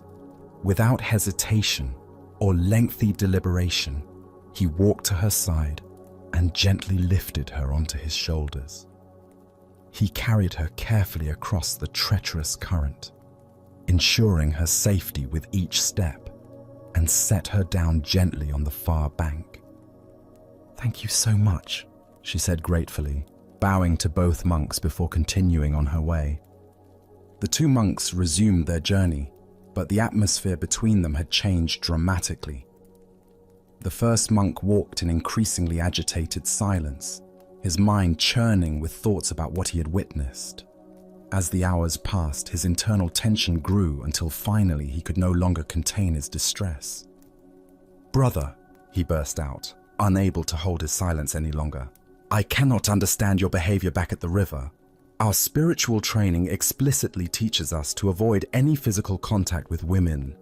Yet you picked that woman up onto your shoulders and carried her across the water. How could you so blatantly violate our sacred vows?" His companion looked at him with gentle surprise and responded with perfect simplicity. "Brother, I set her down on the other side of the river hours ago, but you are still carrying her."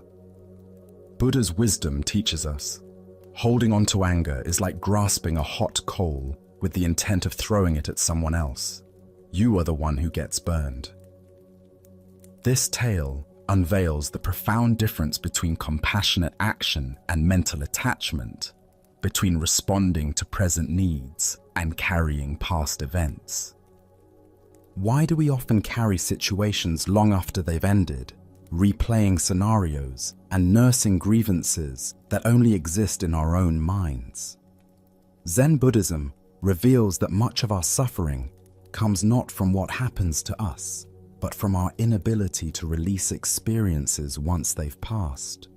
The first monk's agitation demonstrates how rigid adherence to rules can sometimes conflict with the compassionate spirit that inspired those rules originally. His fellow monk saw a person in danger and responded with immediate kindness, then completely released the incident. But the first monk carried the event for hours, letting it grow heavier with each step. Consider your own tendency to replay past conversations, nurse old grievances, or mentally rehearse scenarios that have already ended. How much of your mental energy goes toward carrying situations that exist now only in memory? The woman crossed the river in minutes, but the monk carried her for hours through his own thoughts. This teaching applies to far more than dramatic violations of rules. We carry harsh words someone spoke years ago, mistakes we made decades past, embarrassing moments that no one else even remembers. Meanwhile, the present moment, rich with possibility and actual experience, goes unnoticed because we're too busy carrying ghosts from the past. In Zen practice, we learn to distinguish between appropriate action and unnecessary attachment. The second monk helped when help was needed, then moved on completely. He didn't dwell on whether he'd made the right choice, worry about others' opinions, or replay the incident endlessly in his mind. Zen master Thich Nhat Hanh taught, thanks to impermanence, everything is possible. The river crossing was impermanent. It began, served its purpose, and ended. Only the first monk's attachment to the event gave it ongoing existence in the form of mental suffering. The Buddha said, "Let go of what has passed. Let go of what may come. Let go of what is happening now. Don't try to figure anything out. Don't try to make anything happen. Relax, right now, and rest." This teaching points directly to the freedom available when we stop carrying experiences beyond their natural lifespan. Look deeply at what you might be carrying unnecessarily. Old resentments, past failures, conversations that upset you, decisions you regret. All of these exist now only because you continue to pick them up and carry them. What would it feel like to set them down? The irony is profound. The monk who actually broke the rule experienced no suffering from it, while the monk who maintained perfect rule observance created hours of agitation for himself. This reveals that suffering often comes not from our actions, but from our thoughts about our actions. Tonight, as you notice your mind returning to past events, old grievances, or situations that have already ended, can you remember the wise monk's example? Can you practice setting down whatever you've been carrying unnecessarily, discovering the lightness that comes from traveling through life without the burden of yesterday's experiences? As Buddha's wisdom reminds us, in the end, only three things matter: how well we have lived, how well we have loved, how well we have learned to let go.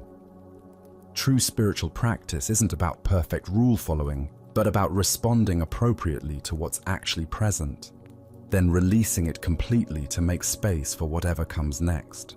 Let us continue our journey with a story about the transformative power of fearlessness and unconditional compassion. This is the tale of the thief and the Zen master. One quiet evening, as twilight painted the sky in shades of purple and gold, Zen master Shichiri Kojun sat in his simple home, reciting ancient sutras. His voice flowed rhythmically through the peaceful rooms, each word a meditation, each breath a prayer. The soft glow of candlelight danced across the walls as he immersed himself completely in the sacred texts, finding deep tranquility in the familiar verses. Suddenly, the serenity was shattered. The front door burst open with a violent crash, and a desperate man entered, brandishing a sharp sword that gleamed menacingly in the candlelight.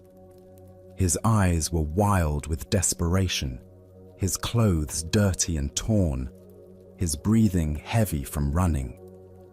He had clearly chosen this isolated house because he believed it would be an easy target. A peaceful monk would offer no resistance. "Money or your life?" the thief demanded, his voice trembling with a mixture of fear and aggression.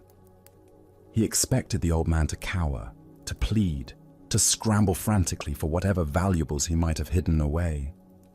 But Shichiri didn't even look up from his sutra book. His voice remained calm and steady as he continued reciting for a moment before pausing to address the intruder. "Please don't disturb my practice," he said, with the same gentle tone he might use to ask someone to close a door. "If you need money, help yourself. It's in that drawer over there." He gestured casually toward a simple wooden chest, then immediately returned to his recitation as if nothing unusual had occurred. The thief stood frozen, his sword still raised, completely bewildered. In all his years of stealing, he had never encountered such a reaction. No fear, no pleading, no anger, just matter-of-fact helpfulness, as if he were a neighbor who had stopped by to borrow something. Shaking his head in confusion, but proceeding with his business, the thief moved to the indicated drawer and began gathering the coins and small valuables he found there.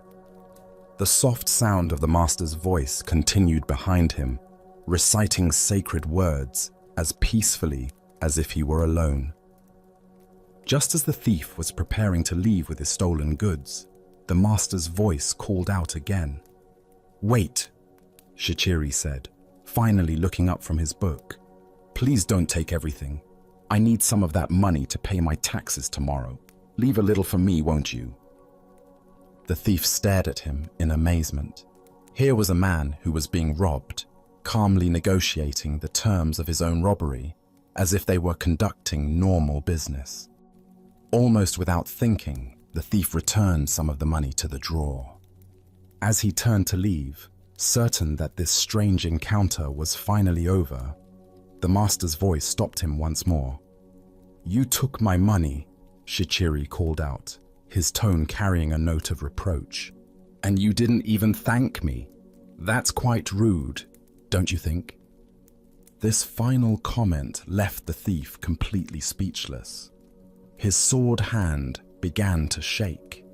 Never in his most violent encounters had he been so thoroughly unnerved. Here was a man who treated robbery as if it were a favor, who was more concerned about politeness than personal safety. Thank you," the thief stammered, and then fled into the night as quickly as his legs would carry him. Later, when the thief was caught and confessed to numerous crimes, including the incident at Shichiri's house, the master was called as a witness. The court officials expected him to demand justice, to describe the terror and violation he had experienced. Instead, Shichiri spoke with the same calm clarity he had shown that evening. "This man did not steal anything from me," he testified. "I gave him the money freely. He even thanked me for it, though it took a little reminding." The thief, sitting in chains, felt something break open in his chest as he heard these words.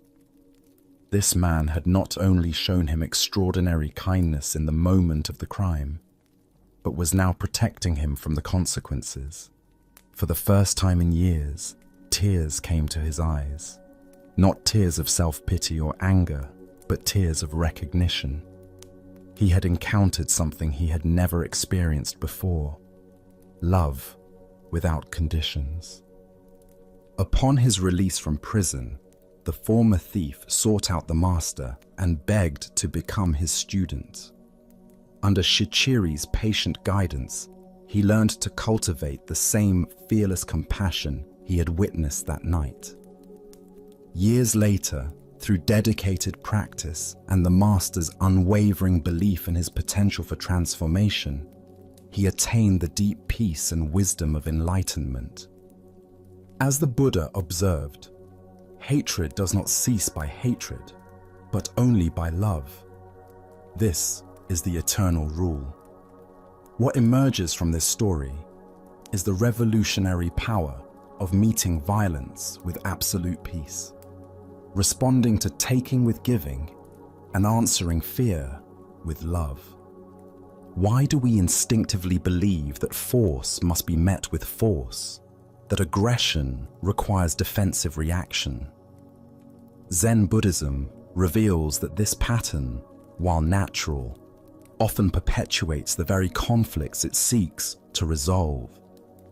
When we respond to hostility with hostility, we simply escalate the cycle of suffering. But when we respond with genuine compassion, not passive submission, but active love, we create space for transformation that wouldn't otherwise exist. Look deeply at your own experience.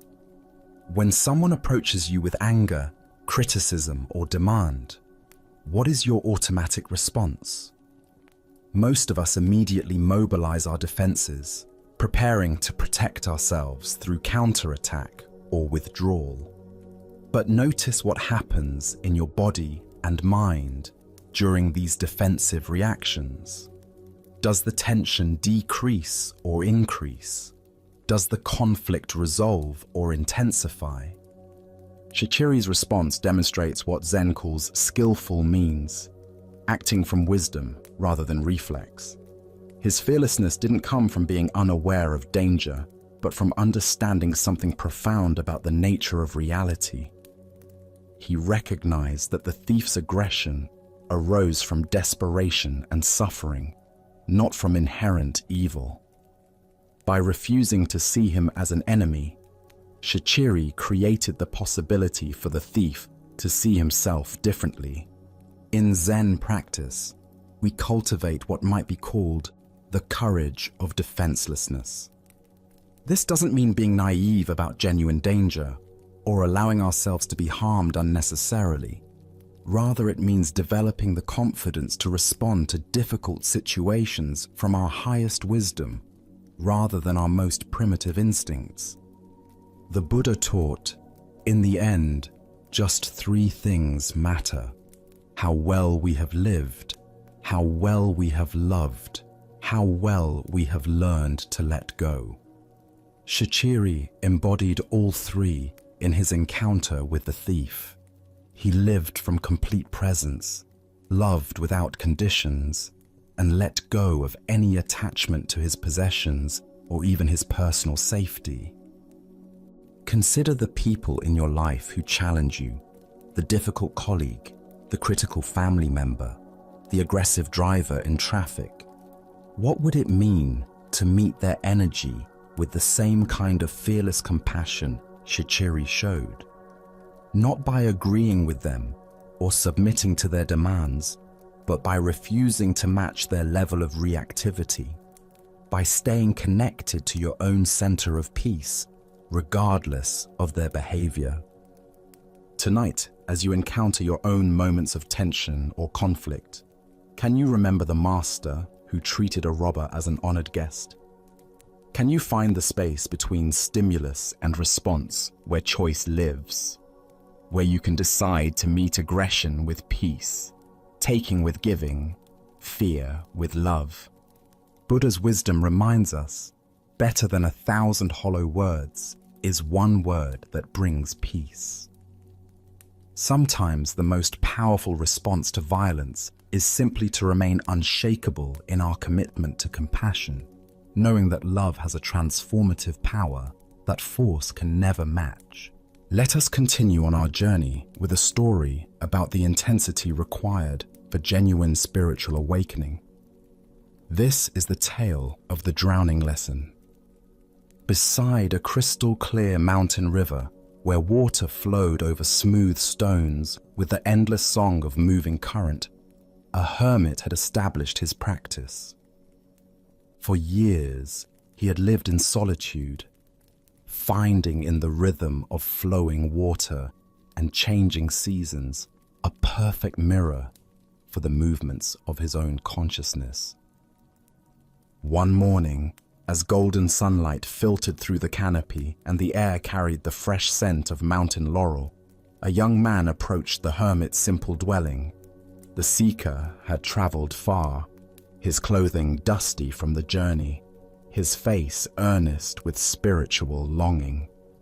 "Master," the young man said, bowing respectfully. "I wish to become your disciple." The hermit looked up from his contemplation, studying the newcomer with eyes that had grown accustomed to reading the subtle signs of genuine versus superficial spiritual interest. "Why?" the hermit replied simply. The young man paused, considering his answer carefully. "Because I want to find God," he said finally, believing this to be the most noble response. What happened next took the seeker completely by surprise. Without warning, the hermit sprang to his feet, grabbed the young man by the scruff of his neck, and dragged him toward the river. Before the stunned visitor could protest, he found himself being pushed into the clear, cold water. The hermit's strong hands forced the young man's head beneath the surface and held him there. Panic set in immediately. The seeker's lungs began to burn as his oxygen depleted. He kicked and struggled with increasing desperation, his arms flailing as he fought to break free. Every second felt like an eternity as his body screamed for air. Nothing existed except the urgent, overwhelming need to breathe. After what seemed like a lifetime but was probably only a minute, the hermit finally pulled the gasping young man up out of the water. The seeker coughed violently, water streaming from his nose and mouth as he struggled to fill his lungs with precious air. His entire body shook from cold, shock, and the aftermath of near drowning. When his breathing finally normalized, the hermit spoke again, his voice carrying a different quality, still gentle, but charged with unmistakable intensity. "Tell me," he said, watching the young man's face carefully, "what did you want most of all when you were underwater?" The answer came without hesitation, raw and honest. "Air." The hermit nodded slowly, satisfied that his lesson had found its mark. "Very well," he said. "Go home and come back to me when you want God as much as you just wanted air." Without another word, the hermit turned and walked back to his place of meditation, leaving the dripping, shaken young man to contemplate the profound teaching he had just received. Buddha's wisdom reminds us, thousands of candles can be lighted from a single candle, and the life of the candle will not be shortened. Yet this wisdom must be ignited by genuine spiritual fire, not merely intellectual interest. The hermit's dramatic teaching illuminates the difference between casual spiritual curiosity and the total commitment that authentic awakening requires. What emerges from this story is recognition that spiritual seeking demands the same intensity and urgency we naturally bring to physical survival. The young seeker thought he wanted God, but his desire was still within the realm of preference rather than necessity. He wanted spiritual awakening as an addition to life rather than as life itself.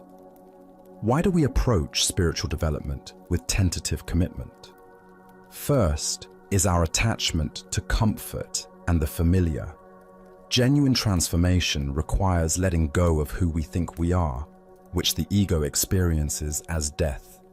Second is our misunderstanding of what spiritual seeking entails.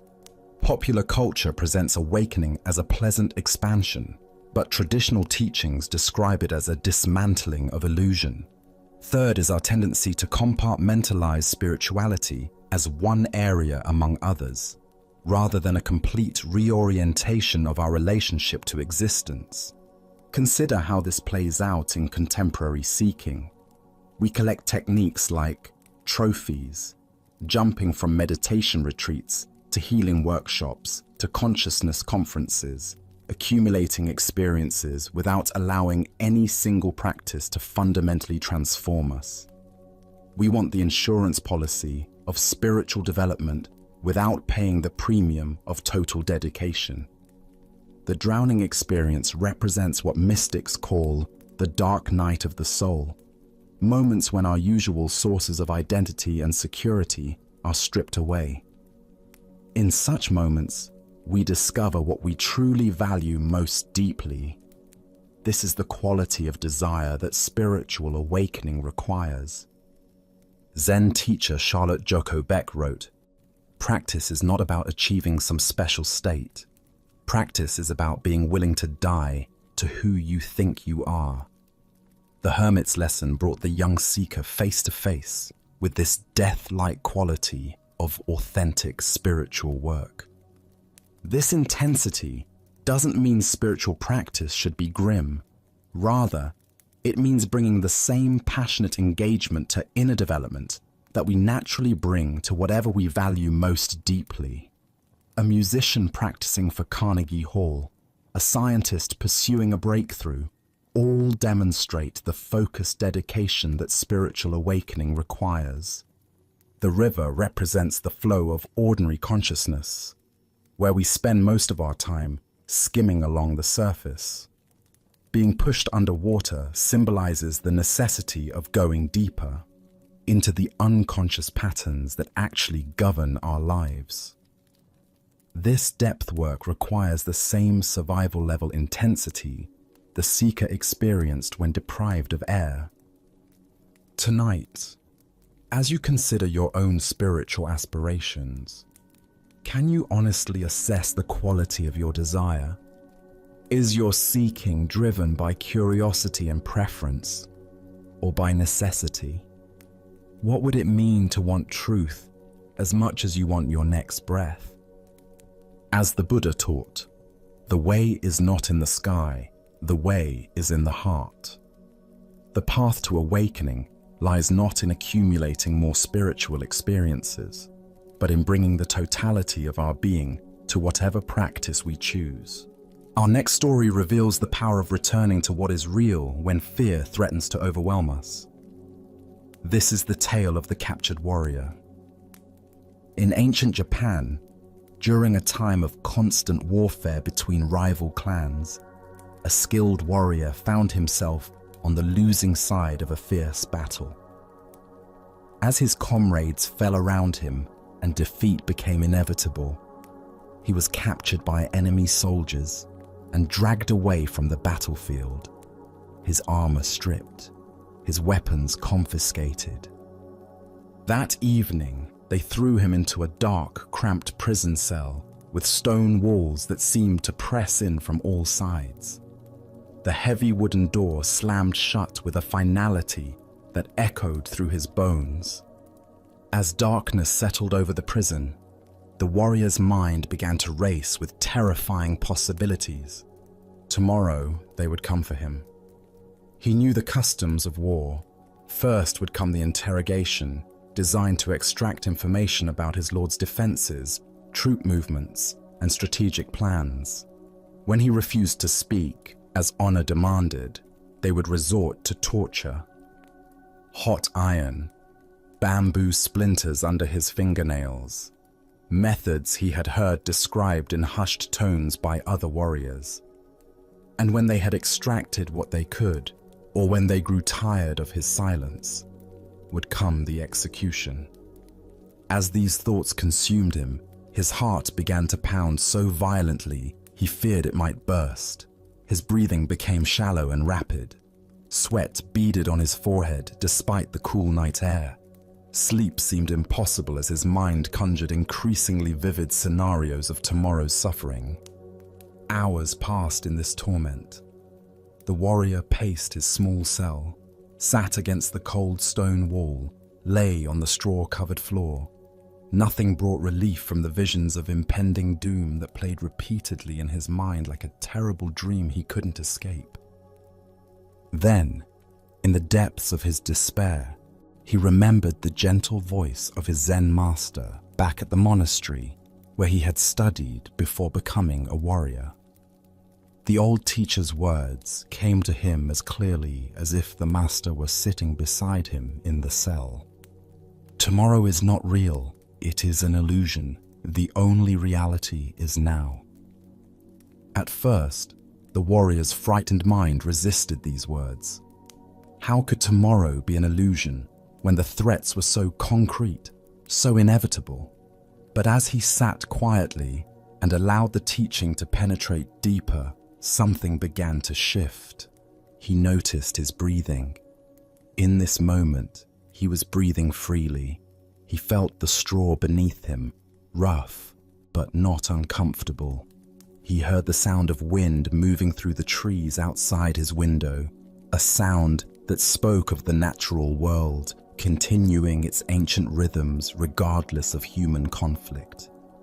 In this moment, he was not being tortured. In this moment, he was not dying. In this moment, there was simply a man sitting in a cell, alive and aware. The terrors that had seemed so overwhelming moments before revealed themselves to be nothing more than thoughts about a future that existed only in his imagination.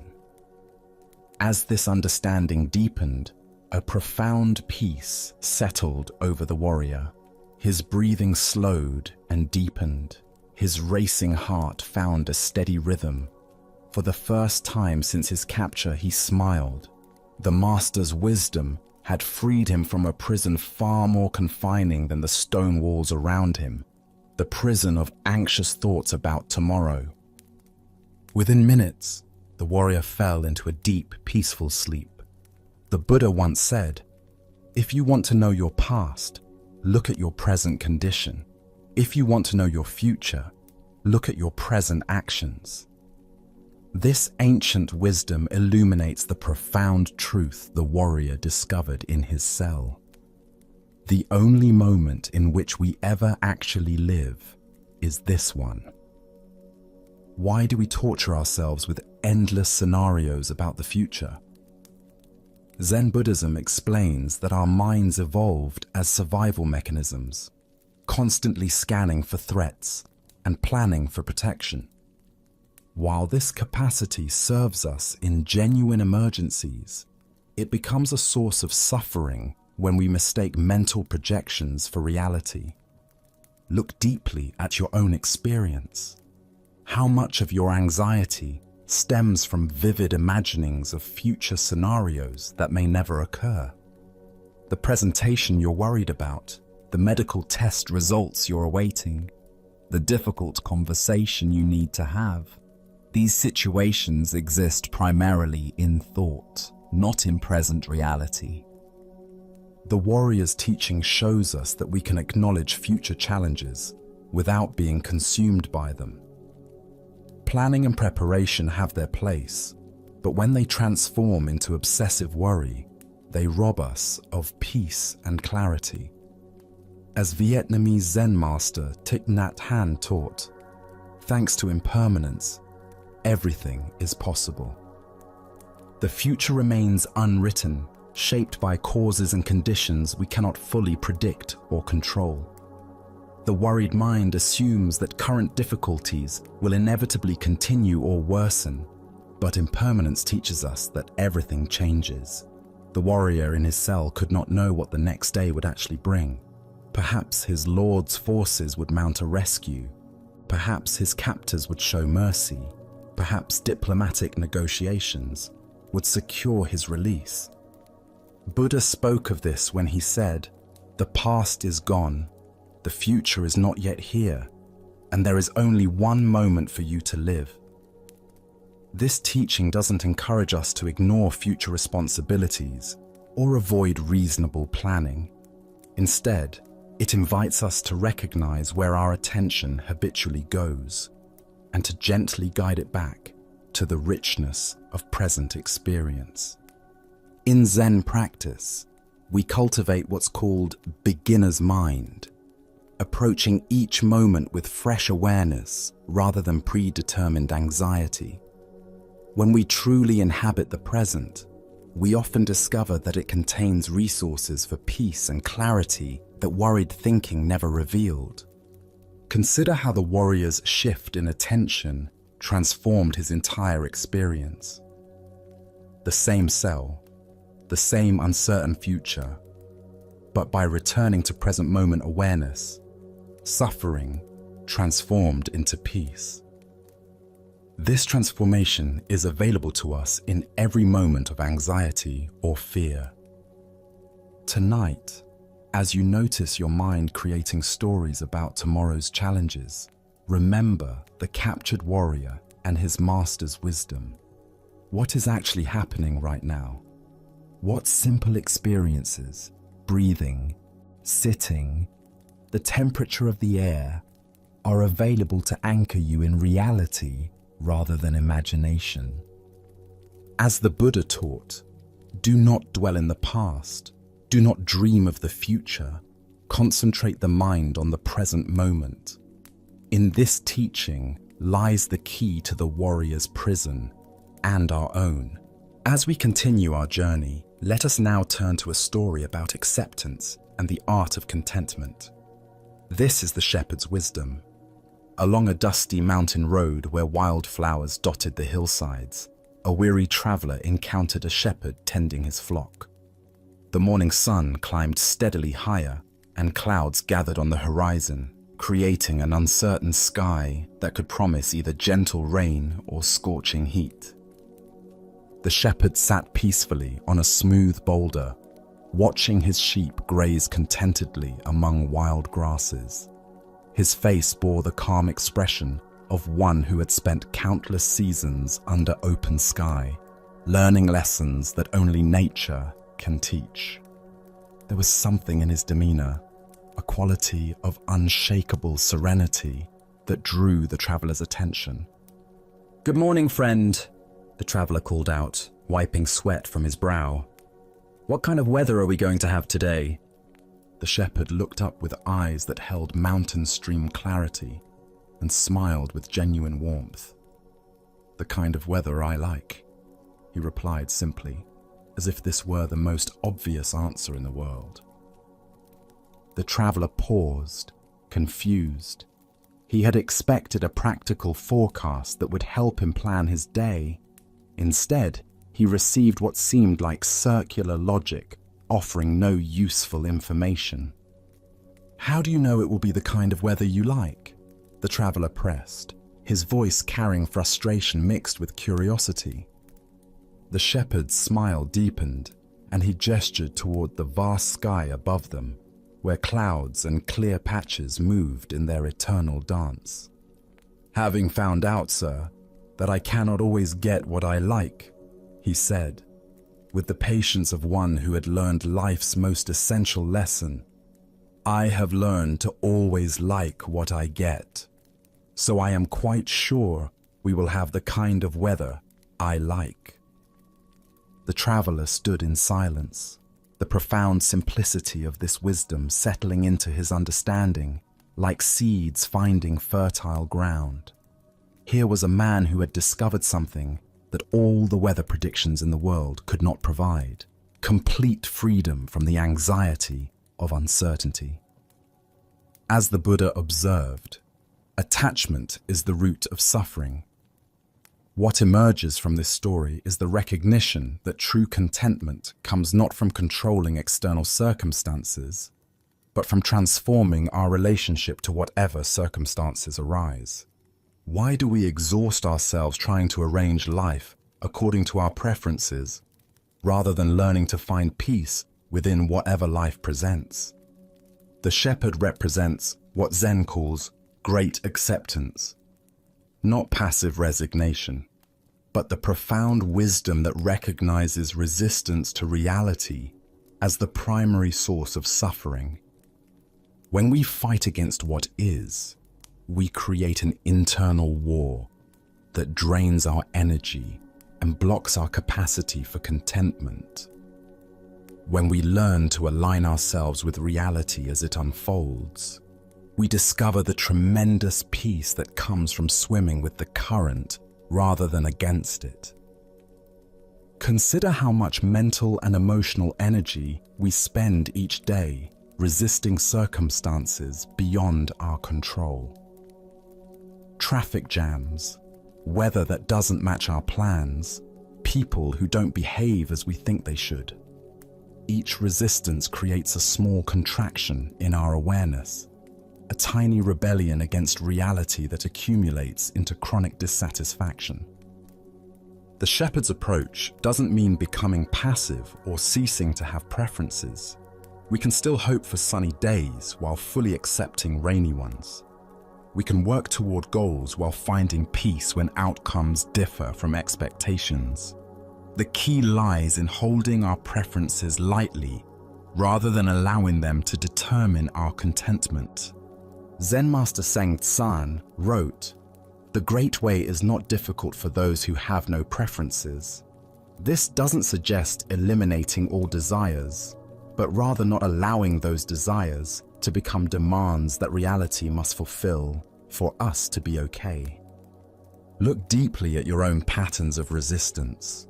How often do you find yourself arguing with reality, wishing circumstances were different, or believing you'll be content when things change? This tension is optional, not because you should suppress your desires, but because you can learn to hold them more skillfully. The Buddha taught that attachment doesn't mean caring deeply about things. It means making our inner peace conditional on external circumstances, arranging themselves according to our specifications. The shepherd cares about his flock and appreciates comfort, but his fundamental contentment doesn't depend on any particular outcome. Tonight, as you reflect on the day's experiences, both pleasant and challenging, can you find the shepherd's secret within your own awareness?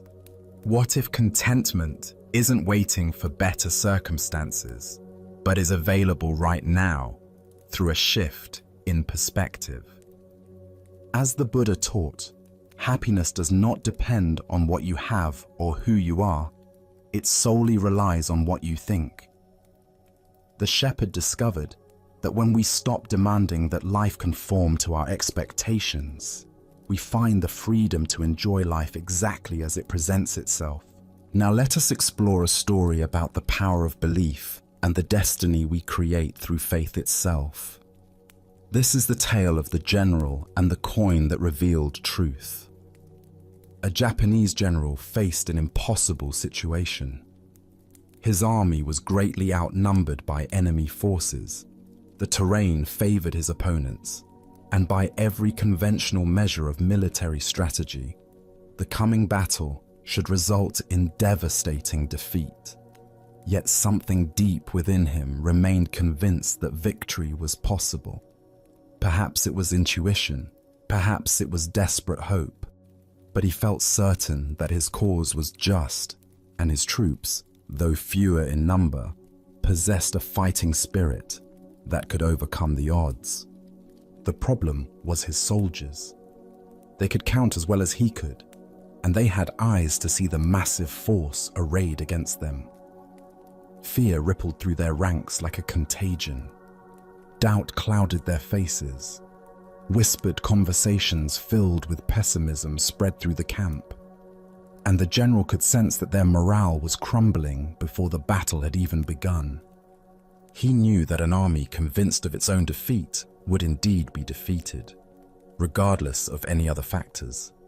Technical skill, superior weapons, even numerical advantage means nothing when soldiers have already surrendered in their hearts. But an army that truly believed in its victory could accomplish seemingly impossible things through the sheer force of that conviction. On the morning of the battle, as they marched toward their destiny, the general led his troops to a small religious shrine that stood beside the road. This was a place where countless warriors had stopped over the centuries to pray before facing uncertain fate. The general gathered his men around him and led them in earnest prayer, asking for divine blessing and protection in the coming fight. When the prayers were finished, the general reached into his pocket and withdrew a simple coin. He held it high so that every soldier could see it clearly. "My brothers," he called out, his voice carrying across the assembled ranks. "We have prayed, and now we will let heaven itself reveal our destiny. I will toss this coin into the air. If it lands heads, we are fated to win this battle. If it lands tails, we are destined to lose. Let us discover what the gods have decided for us." The soldiers pressed closer, their breathing shallow with anticipation. Everything seemed to depend on this single moment, this one flip of metal spinning through the morning air. The general tossed the coin high, and every eye followed its arc as it rose, hung suspended for an instant against the sky, then fell back, down to earth. The coin landed and lay still in the dust. It was heads. A cheer erupted from the troops that could probably be heard for miles. Soldiers who had been grim and fearful moments before now laughed with joy and embraced each other with renewed confidence. The gods had spoken. Victory was assured. Their cause was blessed by heaven itself. Filled with this divine confidence, the soldiers attacked their enemies with such fierce determination and coordinated power that they achieved exactly what the coin had predicted. Against all odds, they won a decisive victory, routing forces much larger than their own and securing a triumph that would be remembered for generations. After the battle, as the general walked among his celebrating troops, his lieutenant approached him with wonder in his eyes. "General," the lieutenant said, "what an incredible thing. The coin revealed our true destiny, just as you said it would. Surely no human power can change what heaven has decreed." "You are absolutely right," the general replied with a knowing smile. He reached into his pocket and withdrew the coin, holding it so his lieutenant could examine it closely. "No one can change destiny."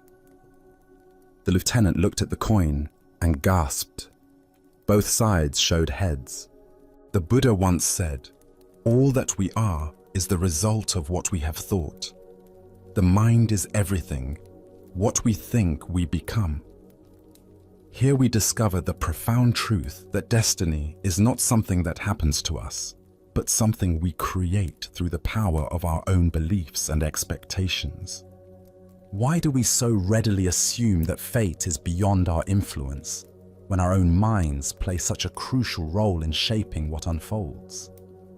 Zen Buddhism teaches that while we cannot control all external circumstances, we have tremendous power over the internal conditions that determine how we respond to whatever arises. The general understood something profound about human psychology and the nature of reality itself. He knew that his soldiers' belief in victory was more important than their numerical disadvantage. He recognized that confidence, determination, and fighting spirit could overcome superior numbers when those qualities were genuinely present. But here's the deeper teaching. The general didn't simply manipulate his troops through deception. He created the conditions that allowed their natural courage and strength to emerge. The soldiers possessed the ability to fight brilliantly all along. They simply needed to believe in themselves and their cause. Consider your own relationship with destiny and possibility. How often do you assume that outcomes are predetermined, that success or failure is beyond your influence? The general's two-headed coin represents the power we all possess to tip the scales in favor of positive outcomes through the quality of our engagement with life. This doesn't mean we can control everything through positive thinking, or that believing in something makes it automatically true. The soldiers still had to fight the battle. They still had to demonstrate actual skill and courage. But their belief in victory created the psychological conditions that allowed their best qualities to manifest. In Zen practice, we learn to work skillfully with both effort and surrender, both intention and acceptance. We recognize that while we cannot dictate specific outcomes, we can profoundly influence the energy and attention we bring to any situation. This quality of engagement often determines whether we experience success or failure, regardless of external circumstances. Zen Master Huang Po taught, "The foolish reject what they see, not what they think. The wise reject what they think, not what they see.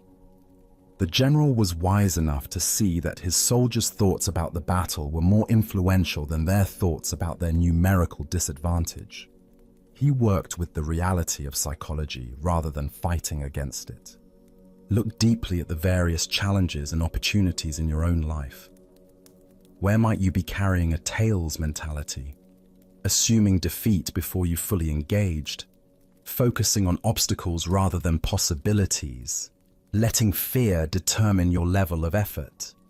And where might you need to create your own two-headed coin, a practice or perspective that consistently orients you toward positive engagement regardless of circumstances?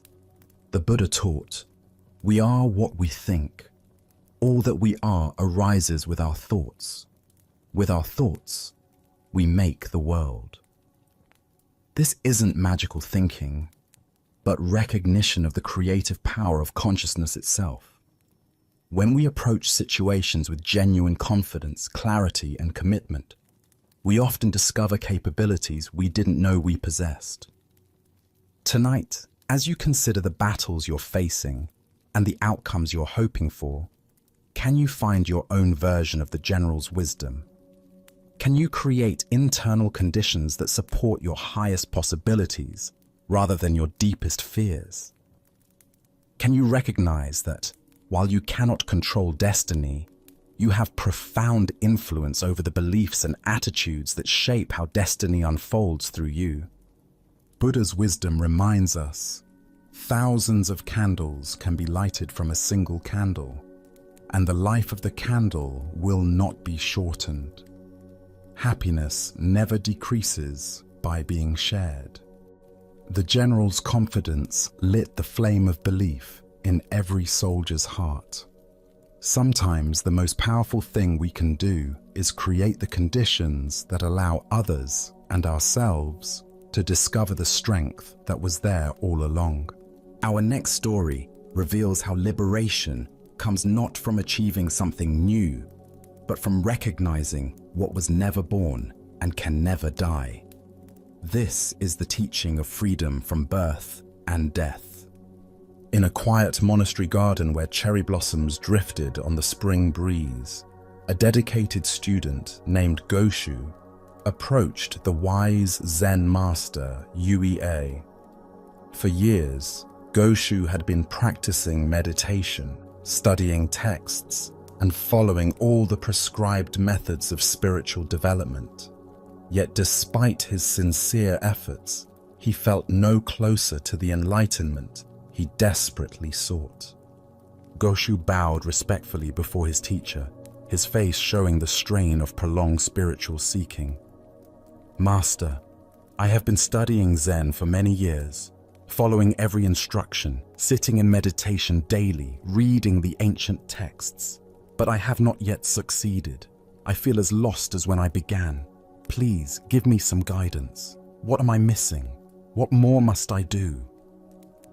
Yue looked at his earnest student with compassion, seeing the weight of spiritual ambition that had become a burden rather than a path to freedom. He understood that Goshu's very effort to achieve enlightenment had become the obstacle to recognizing his inherent awakeness. "There is no secret trick to Zen study," Yue said simply. "It's just a matter of freedom from birth and death." Goshu's brow furrowed with confusion. This answer seemed to make his quest even more daunting.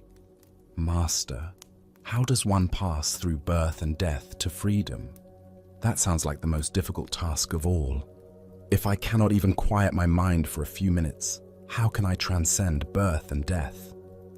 Yui's eyes brightened, and he raised his voice with sudden intensity. "Your every passing thought is birth and death." At these words, something shifted dramatically in Goshu's understanding. Like a veil suddenly lifted, he saw that what he had been seeking as some future attainment was actually the very nature of his present experience. The constant arising and passing away of thoughts, sensations, and emotions. This endless flow was not something to escape, but the very freedom he had been pursuing. Goshu went into ecstasy, feeling as if he had put down a heavy burden he didn't even realize he had been carrying. The relief was profound and immediate. All his years of struggling to become something special dissolved into the recognition that he had never been anything other than the aware space in which all experience appears and disappears. As the Buddha observed, form is emptiness, emptiness is form. What emerges from this story is the recognition that we suffer not because we lack something, but because we don't recognize the freedom that is our fundamental nature. Why do we carry the heavy burden of spiritual becoming? Zen Buddhism points to our identification with the content of consciousness rather than consciousness itself. We mistake ourselves for the stream of thoughts, emotions, and sensations, instead of recognizing ourselves as the aware space in which this stream flows. Every thought that arises is born. Every thought that fades away dies. Every emotion emerges from nowhere and dissolves back into nowhere. Every sensation appears and disappears. This constant birth and death happening in awareness is not a problem to solve, but the very movement of life itself. The deeper understanding here reveals that what we call birth and death are simply names we give to the natural flowing of experience. When we identify with the flow, we suffer the anxiety of constant change.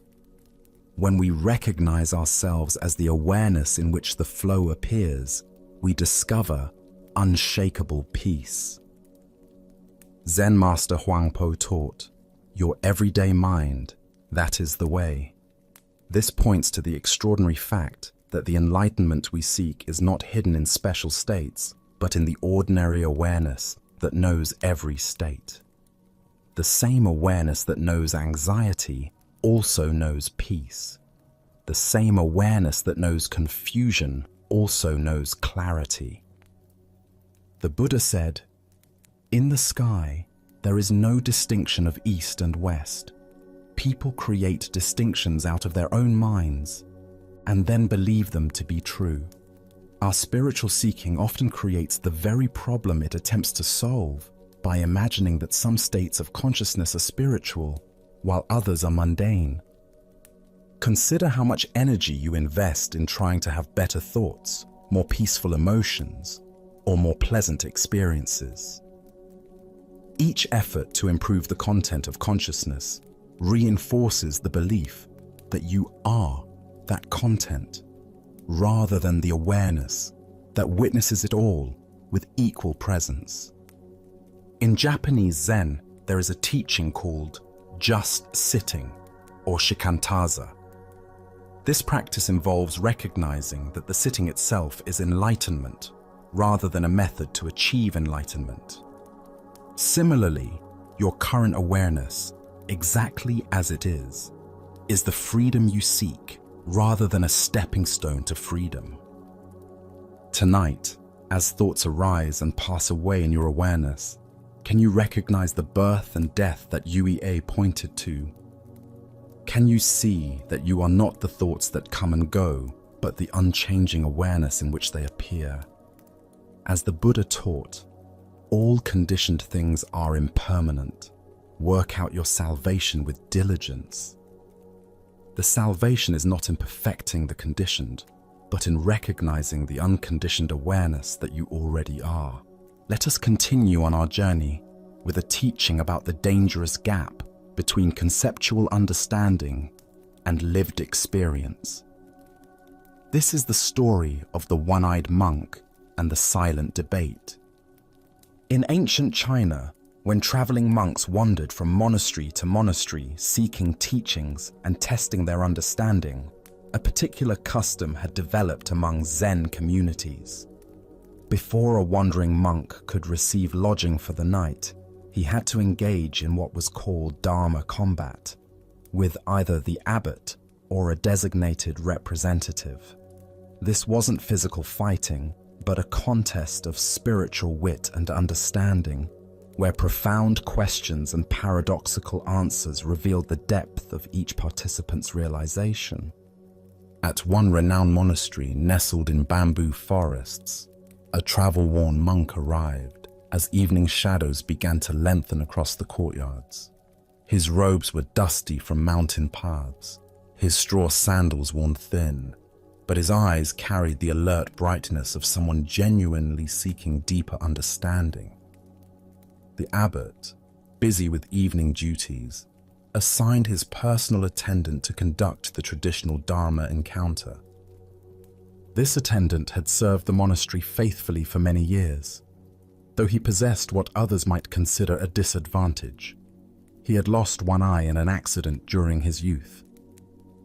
Despite this physical limitation, or perhaps because of the clarity it had brought to his inner vision, he had developed profound insight into the Buddha's teachings. When the two monks met in the monastery's formal reception hall, the traveling monk proposed something unusual. "Let us engage in silent debate," he suggested, gesturing with his hands to indicate they would communicate through gestures alone rather than words. Sometimes the deepest truths transcend language altogether. The attendant nodded agreement, and they began their wordless exchange.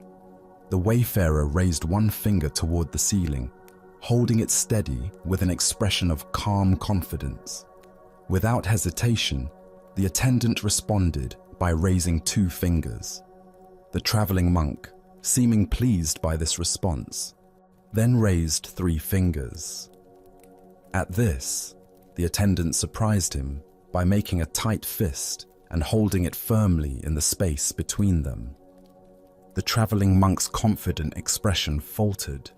For a moment, he stared at the clenched fist, his face showing confusion and something approaching alarm. Then, without attempting any further gestures, he bowed quickly and left the hall. Soon afterward, he found the abbot and spoke with obvious respect and disappointment. "Venerable Sir, your representative is far too advanced for me. I must continue my journey rather than presume to stay in your monastery tonight." The abbot raised his eyebrows with interest. "Please, tell me what transpired in your exchange." "Well," the traveler explained earnestly, "I began by holding up one finger to symbolize the Buddha, the awakened one who showed us the path to enlightenment. But your monk immediately responded with 2 fingers, indicating the Buddha and the Dharma, both the teacher and the teachings he offered. So I raised 3 fingers to represent the complete triple gem: the Buddha, the Dharma, and the Sangha, the community of practitioners. But then he held up a clenched fist to show that all 3 are actually one unified reality. His understanding is clearly beyond mine, so I must seek instruction elsewhere before I could be worthy of staying here." The abbot listened to this interpretation with growing surprise, for he knew his attendant's character well. As the traveling monk departed into the gathering dusk, the attendant himself appeared, visibly agitated and breathing hard from running. "Where is that insolent rascal?" he demanded, his single eye blazing with indignation. "I've been looking everywhere for him. The nerve of that man! I've never encountered such rudeness disguised as spiritual inquiry." "What exactly happened?" the abbot asked, genuinely curious now about what had transpired between these 2 very different interpretations of the same event. "First," the attendant explained, his voice rising with remembered offense, "he insulted me by holding up one finger to indicate that I had only one eye. Can you imagine? Here I thought we were engaging in spiritual discourse, but he immediately drew attention to my physical limitation."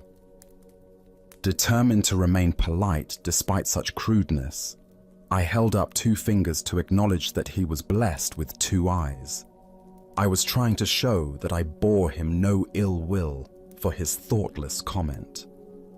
The attendant paused to catch his breath, his agitation increasing as he continued. But the scoundrel wasn't satisfied with that insult. Next, he held up 3 fingers to rub it in further, indicating that between the 2 of us, there were only 3 eyes total. He was deliberately emphasizing our difference, making sure I couldn't forget my disability. That's when I'd had enough. I made a fist because I was about to hit him for his persistent rudeness. But the coward saw what was coming and ran off before I could teach him proper manners. The abbot stood in stunned silence, contemplating this remarkable demonstration of how 2 people could participate in identical events while inhabiting completely different realities. The Buddha taught, "We see the world not as it is, but as we are." This profound truth reveals itself in the complete misunderstanding between our 2 monks, each of whom experienced the exact same gestures while living in entirely different interpretations of reality. Why do we so often project our own concerns, insecurities, and assumptions onto neutral situations? Zen Buddhism points to what it calls the 8 worldly winds: praise and blame, pleasure and pain, gain and loss, fame and disgrace. These psychological forces create internal weather systems that color our perception of everything around us. The attendant's sensitivity about his missing eye created a filter through which every gesture became a personal attack. His past experiences of being judged or pitied for his appearance had created such a strong interpretive framework that he couldn't perceive any other possible meaning in the traveler's hand signals. Similarly, the traveling monk's spiritual preoccupations caused him to see profound Dharma teachings in what were actually expressions of wounded feelings and growing anger. His framework of seeking enlightened instruction made him interpret increasingly aggressive gestures as increasingly sophisticated wisdom. Look deeply at your own patterns of interpretation. How often do your current worries, past hurts, or persistent hopes cause you to misread situations completely? Perhaps someone's distracted behavior becomes evidence they don't like you when they're actually concerned about a family member's health. Maybe a colleague's helpful suggestion feels like criticism because you're insecure about your performance. This ancient wisdom illuminates how our internal state creates our external experience. Both monks were sincere in their perceptions, yet both were fundamentally mistaken about what was actually happening. Neither was lying or deliberately misinterpreting. They were simply seeing through the lens of their own psychological conditioning. The story points us toward a crucial question. How can we develop the capacity to see situations more clearly, less filtered through our personal concerns and interpretations? Zen practice offers several approaches to this challenge. First is what's called don't know mind. Maintaining openness to multiple interpretations, rather than immediately settling on the one that confirms our existing beliefs or fears. When someone acts in a way that triggers our interpretation, can we pause and consider other possible explanations? Second is mindfulness of our own emotional states. The attendant might have noticed his rising sensitivity about his appearance and recognized how this was coloring his perception. The traveler might have observed his eagerness to find profound teachings and questioned whether he was seeing wisdom where none existed. Zen Master Bankei taught, "Your everyday mind, that is the way." This teaching invites us to examine the very mind that creates these interpretations, rather than constantly trying to figure out the correct interpretation of external events. The Buddha said, "Hatred is never appeased by hatred in this world. By non-hatred alone is hatred appeased. This is a law eternal." If the attendant had met the traveler's perceived insults with curiosity rather than defensiveness, if the traveler had questioned his assumptions about enlightened behavior, their encounter might have become a genuine teaching for both. Tonight, as you replay conversations and interactions from your day, can you notice how your own concerns and sensitivities might have shaped your interpretations? Can you sense the difference between what actually happened and the meaning your mind added to those events? As the Buddha taught, peace comes from within. Do not seek it without. By understanding how our internal weather creates our external storms, we discover the possibility of clear seeing that serves both wisdom and compassion. Let us now explore a story about choice, responsibility, and the power we hold in every moment. This is the tale of the young man and the bird. A clever young student had grown tired of his teacher's seemingly wise responses to every question. He was convinced that the old master simply spoke in riddles to appear profound, and he decided to devise a test that would expose what he believed was mere pretense. After thinking for several days, he conceived what he thought was the perfect trap. One morning, the young man caught a small sparrow in the garden.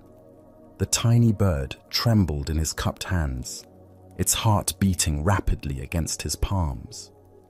He held it carefully behind his back as he approached his teacher, who was sitting peacefully in the morning sunlight, reading ancient texts.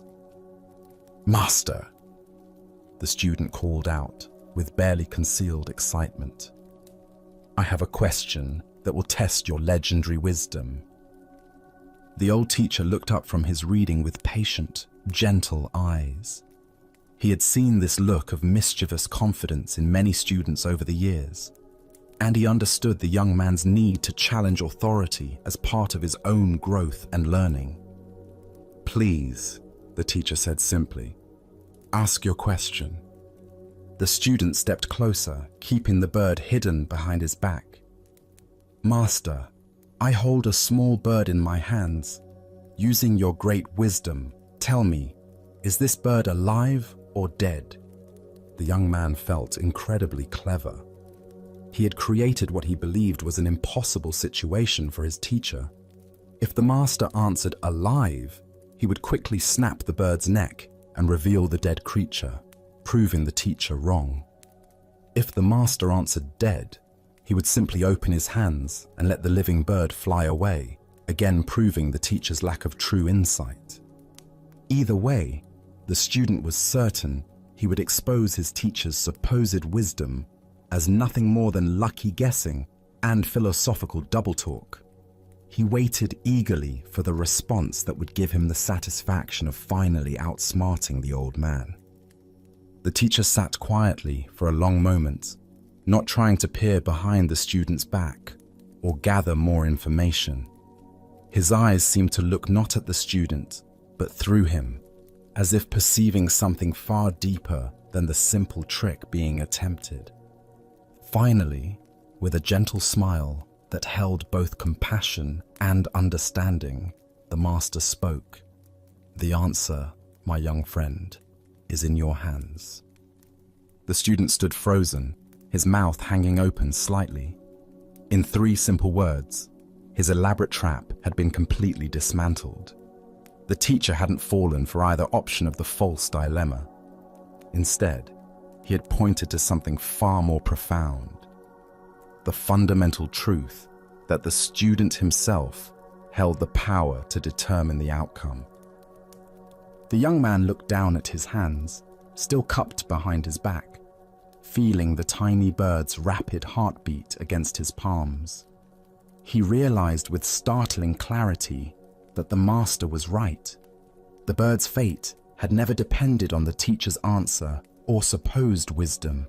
It had always been entirely in the student's control. More than that, he began to understand that this was true about far more than just this moment. The power to choose life or death, creation or destruction, compassion or cruelty, all of it was always in his hands, in every situation, every day. Slowly, the young man brought his hands forward and opened them. The small bird sat still for just a moment, as if gathering itself, then spread its wings and flew into the blue sky, disappearing among the trees. Buddha's wisdom teaches us, we are what we think. All that we are arises with our thoughts. With our thoughts, we make the world.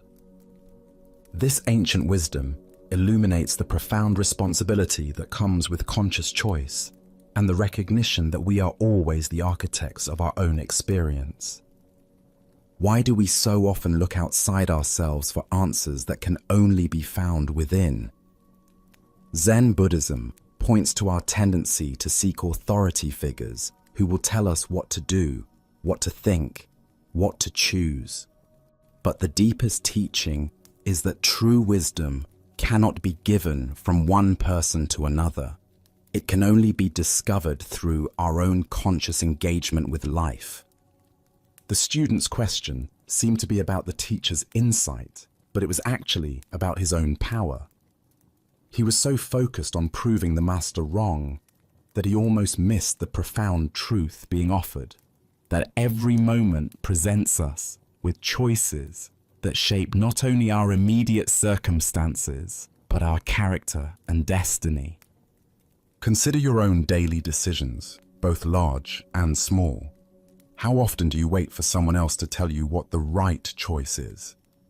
How frequently do you seek permission, approval, or guidance for decisions that ultimately rest entirely in your own hands? The young man's bird represents all the power we hold, but sometimes fail to recognize.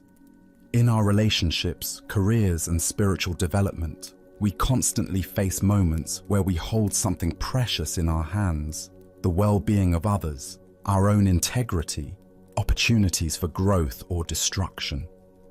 The outcome depends not on external circumstances or other people's wisdom, but on what we choose to do with the power we possess. The master's response reveals something crucial about authentic teaching. True teachers don't give answers. They point us back to our own capacity for wisdom. They help us recognize the choices we're already making and the power we already possess, rather than encouraging dependence on their authority. Zen teacher Charlotte Joko Beck said, "We are always in choice, even when we think we're not." The bird in the student's hands represents all the moments when we convince ourselves we have no options, no power, no responsibility. But consciousness always involves choice, and choice always involves responsibility. Look deeply at a current challenge in your life. Where are you waiting for someone else to provide answers, solutions, or direction? What would change if you fully recognize that the power to shape the outcome is already in your hands? This doesn't mean you have control over all external circumstances, but you always have choice about how you respond. The Buddha taught, the mind is everything. What you think, you become. Every thought, every intention, every action is like the student's choice with the bird, an opportunity to create life or death, beauty or suffering, wisdom or ignorance. The answer is always in our hands. Tonight, as you consider the various situations in your life where you seek guidance or feel powerless, can you sense the truth the Master was pointing to? Can you feel the weight of the choices you carry every day, not as a burden, but as the fundamental dignity of conscious existence? As the Buddha observed, No one saves us but ourselves. No one can and no one may. We ourselves must walk the path. The bird flies free, not because of the teacher's wisdom, but because of the student's choice. In recognizing our own power to choose life over death, compassion over cruelty, truth over deception, we discover that the answer to every important question has always been in our hands. Let us now turn to a tale about the courage to trust life's current. This is the story of the Crystal River. In the depths of a great crystal river, where water flowed clear as mountain air, there lived an entire village of small creatures. The river's current moved above them like a gentle breath, carrying the wisdom of countless springs and distant seas. Young and old, rich and poor, all made their home along the sandy bottom, each creature grasping tightly to stones, branches, and roots. For generations, clinging had been their way of survival. Every creature learned from birth to wrap their appendages around river rocks and fallen wood. "Hold on," the elders would say. "The current is dangerous. It will sweep you away to places unknown. Safety lies in staying exactly where you are." But one small creature grew weary of this endless grasping. Day after day, he watched the current flow overhead, seeing how it moved with such purpose and grace. While his neighbors complained about the effort required to maintain their grip, he found himself wondering what it might feel like to trust that flowing water. "I am tired of clinging," he announced one morning. "Though I cannot see where it leads, I trust that the current knows its destination. I shall let go and allow it to carry me where it will, for I fear that if I continue clinging, I shall die of boredom before I ever truly live." The other creatures gasped in horror. "Fool!" they cried. "Let go, and that current will tumble you mercilessly across the rocks below. You will be battered and broken, dying far more quickly than any boredom could kill you." But the small creature had made his decision. Taking one last look at his neighbors, he released his grip on the familiar stone. Immediately, the current seized him, and just as the others had predicted, he was tumbled and tossed across the rocky bottom. His small body struck stone after stone, each impact bringing pain he had never experienced while safely clinging. Yet something remarkable began to happen. As the creature continued to surrender to the current's power, refusing to grab for new anchors despite his pain, the water gradually lifted him higher from the dangerous bottom. The tumbling ceased. The rocks could no longer reach him. Now he flowed with the current itself, no longer fighting its direction, but becoming one with its movement. As he traveled downstream, creatures in distant parts witnessed something they had never seen. Here was one of their own kind, yet he appeared to be flying through the water, moving with the elegant power of the current itself. "See a miracle!" they called out. "A creature like ourselves, yet he soars. Surely he is the Messiah, come to save us all." The flowing creature heard their cries and felt compassion for their misunderstanding. "I am no more Messiah than any of you," he called back. "The river delights in lifting us all free, if only we dare to let go. Our true work is not clinging to the bottom, but embracing this voyage, this grand adventure of trust and flow." But the creatures only cried louder, "Savior, Savior!" Even as they spoke, they tightened their grips on rocks and roots. They watched until he disappeared around a bend, then began weaving legends about the miraculous Savior who had briefly graced their village. Buddha's wisdom reminds us, you only lose what you cling to. This ancient teaching illuminates the profound paradox at the heart of human experience.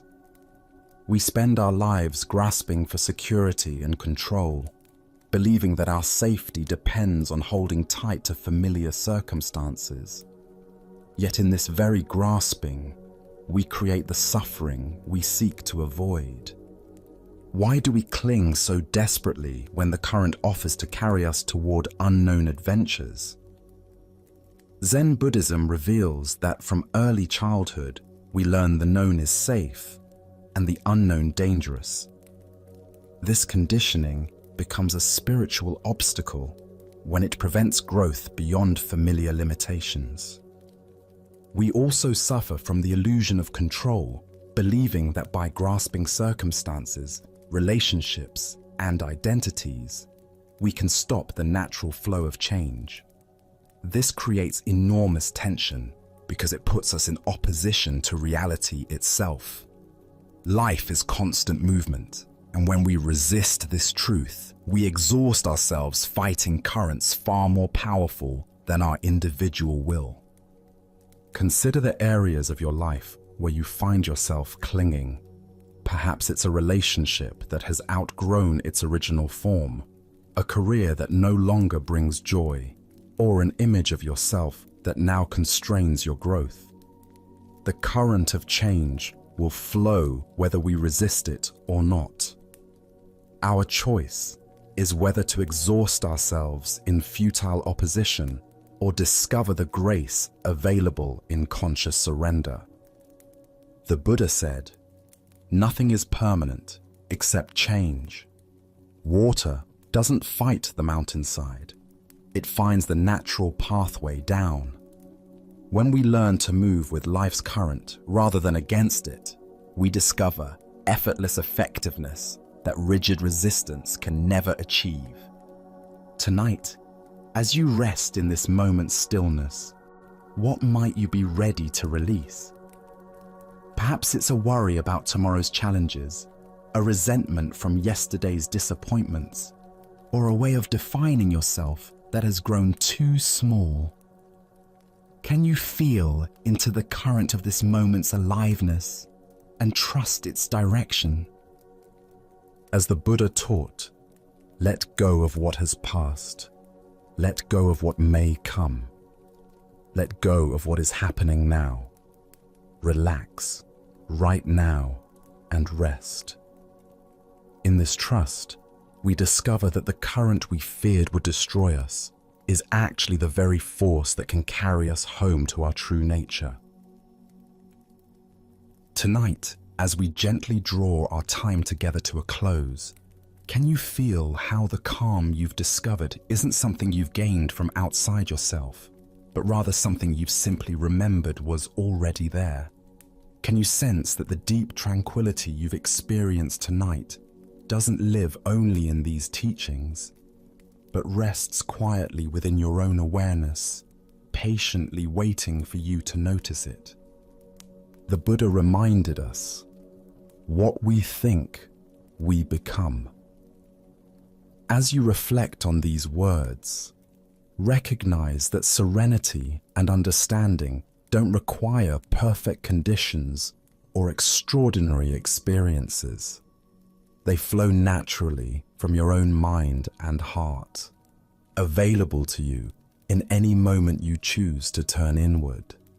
Each story we've shared tonight has carried the same essential message, woven through different voices and circumstances, that our struggles lighten when we stop fighting so hard, that genuine freedom comes when we learn to hold things lightly, and that lasting calm appears when we see through our mental habits and automatic reactions. Even when your thoughts wander tomorrow, even when life feels overwhelming again, the insights you've gathered tonight have taken root in your understanding, ready to steady you whenever need them most. As you settle into rest, Notice that these timeless lessons haven't shown you a complicated journey to somewhere else. They've simply reminded you how to be fully here, completely present in this very moment. In the stillness that surrounds you now, feel how naturally your perspective has softened, how easily your breathing has deepened, and how peacefully your mind can rest when you're not asking it to do anything at all.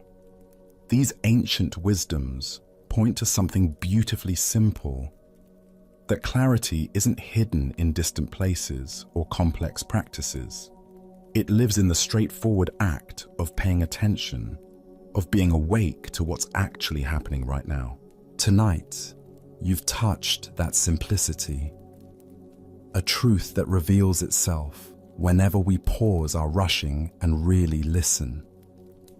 As you transition from this quiet space back into your everyday world, take with you not just the words you've heard, but the spacious awareness they've awakened. Let this understanding be your companion, offering guidance and comfort through whatever comes your way. Remember that this peace isn't fragile or temporary. It's as natural as breathing, as reliable as your own capacity to be present. You haven't learned something new tonight so much as you've remembered something true. Thank you for sharing this journey with us at Sleepy Monk. Sleep well.